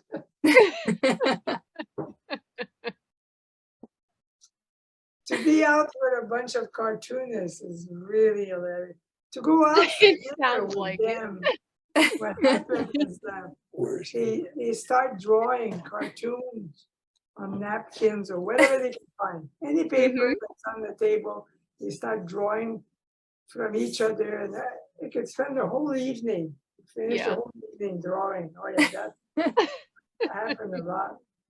Oh yeah, that's another thing. Yeah, one time this girl Kit Harper was having a party for a whole bunch of cartoonists, and Corny Cole, myself, I think Willie was there. I forget who else. And at one point, I asked Corny. I said, "Remember when you used to do?" He did some gag cartoons of me and him and me and Ken Harris at Warner's. I said, "Remember when you were doing those things? Can you redo something like that?" So he started drawing, and pretty soon everybody was drawing in the party. I don't remember if I made drawings, but I thought that's the way a cartoon party should be. All the cartoonists could maybe spend a half an hour drawing cartoons. And Absolutely. Kit got to keep all of them. When we go to a restaurant, whenever he Yeah. pays a tab, he always makes a little cartoon. Not always, but sometimes for the server. The server, yeah. And they keep it in their, they have a pad for the tip, and they keep it in they say, oh, we keep that. Oh, that reminds me of one of her things. Which One time, the server was a gal, a waitress, and I guess I was kidding and stuff. And as you she do. said to Ramon, "Oh, he's a keeper." And you know what she said? I bet you can figure it out. You want to take a guess? She said, "Would you like to keep him?" Oh, keep him for a little bit. She said, no, I said, just for a little bit, I'll come back and pick him up. No keeper, nobody kept him. But those a bunch of us cartoonists used to get together for dinner like every couple of months at different restaurants. And sometimes the guys would start drawing cartoons at dinner. If there was a paper tablecloth, they'd use that. And I saved a lot of that stuff, there's just great stuff. Whenever we had dinner, he made a cartoon the size of the table. So Oh my waiters hurry up and they want to roll it and they want to keep it. Last year even. Did I? Yeah. Yeah. Yeah. Well, Okay. Those we're were- really getting off the track here, but Yeah, I guess. just want you to hear the human side of me. Oh, we love it. We love it. Well, wait a minute. I heard Wendy say, "Nikki, you have a family. Maybe they're waiting to see you now." Have them come in. I want to see what they look He like. probably went to bed. My kids are like 20 and 16. So one just got home from work and he's upstairs probably playing video games. The other one is in his room playing video games, and my husband is at band practice. So he's not even really? here. He's in a band. Hey, Yes, he's in a gypsy jazz band. He plays the upright bass. that sounds interesting. Great. Gypsy jazz. Wow. Yeah. Nice. That's Nice different. I never balance, heard of a yeah. band like that. What about you? Are you married now? No, my dad lives with me, but I'm happy to stay single. You're happy. My to dad's enough of a handful. Yes. No, you know what?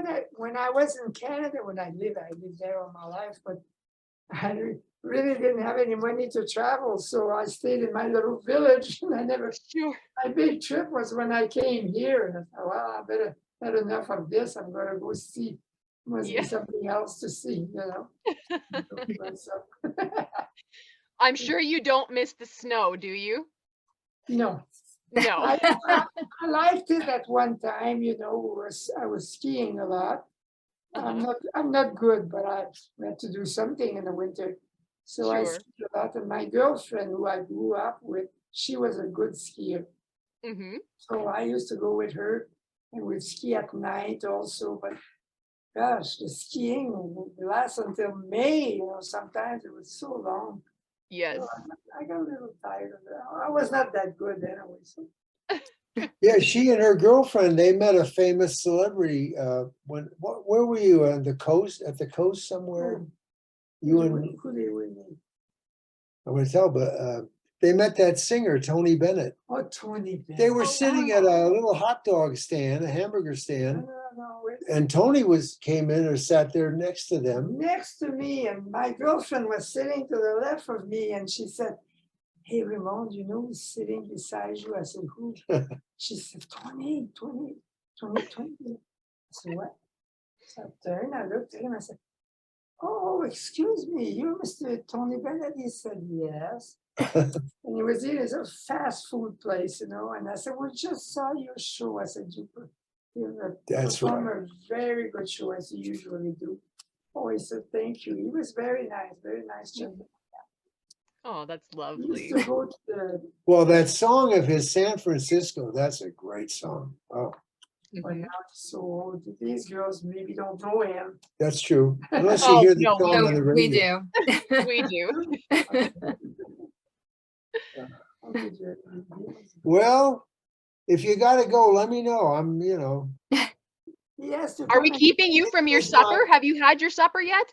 not yet. You, yeah, Oh you my should goodness. probably go and Yes. eat. And Yes. Okay. is my Thank dinner you. gonna Thank be you for spun- lending him to us. yes, we appreciate you allowing him to spend time Anytime, with anytime.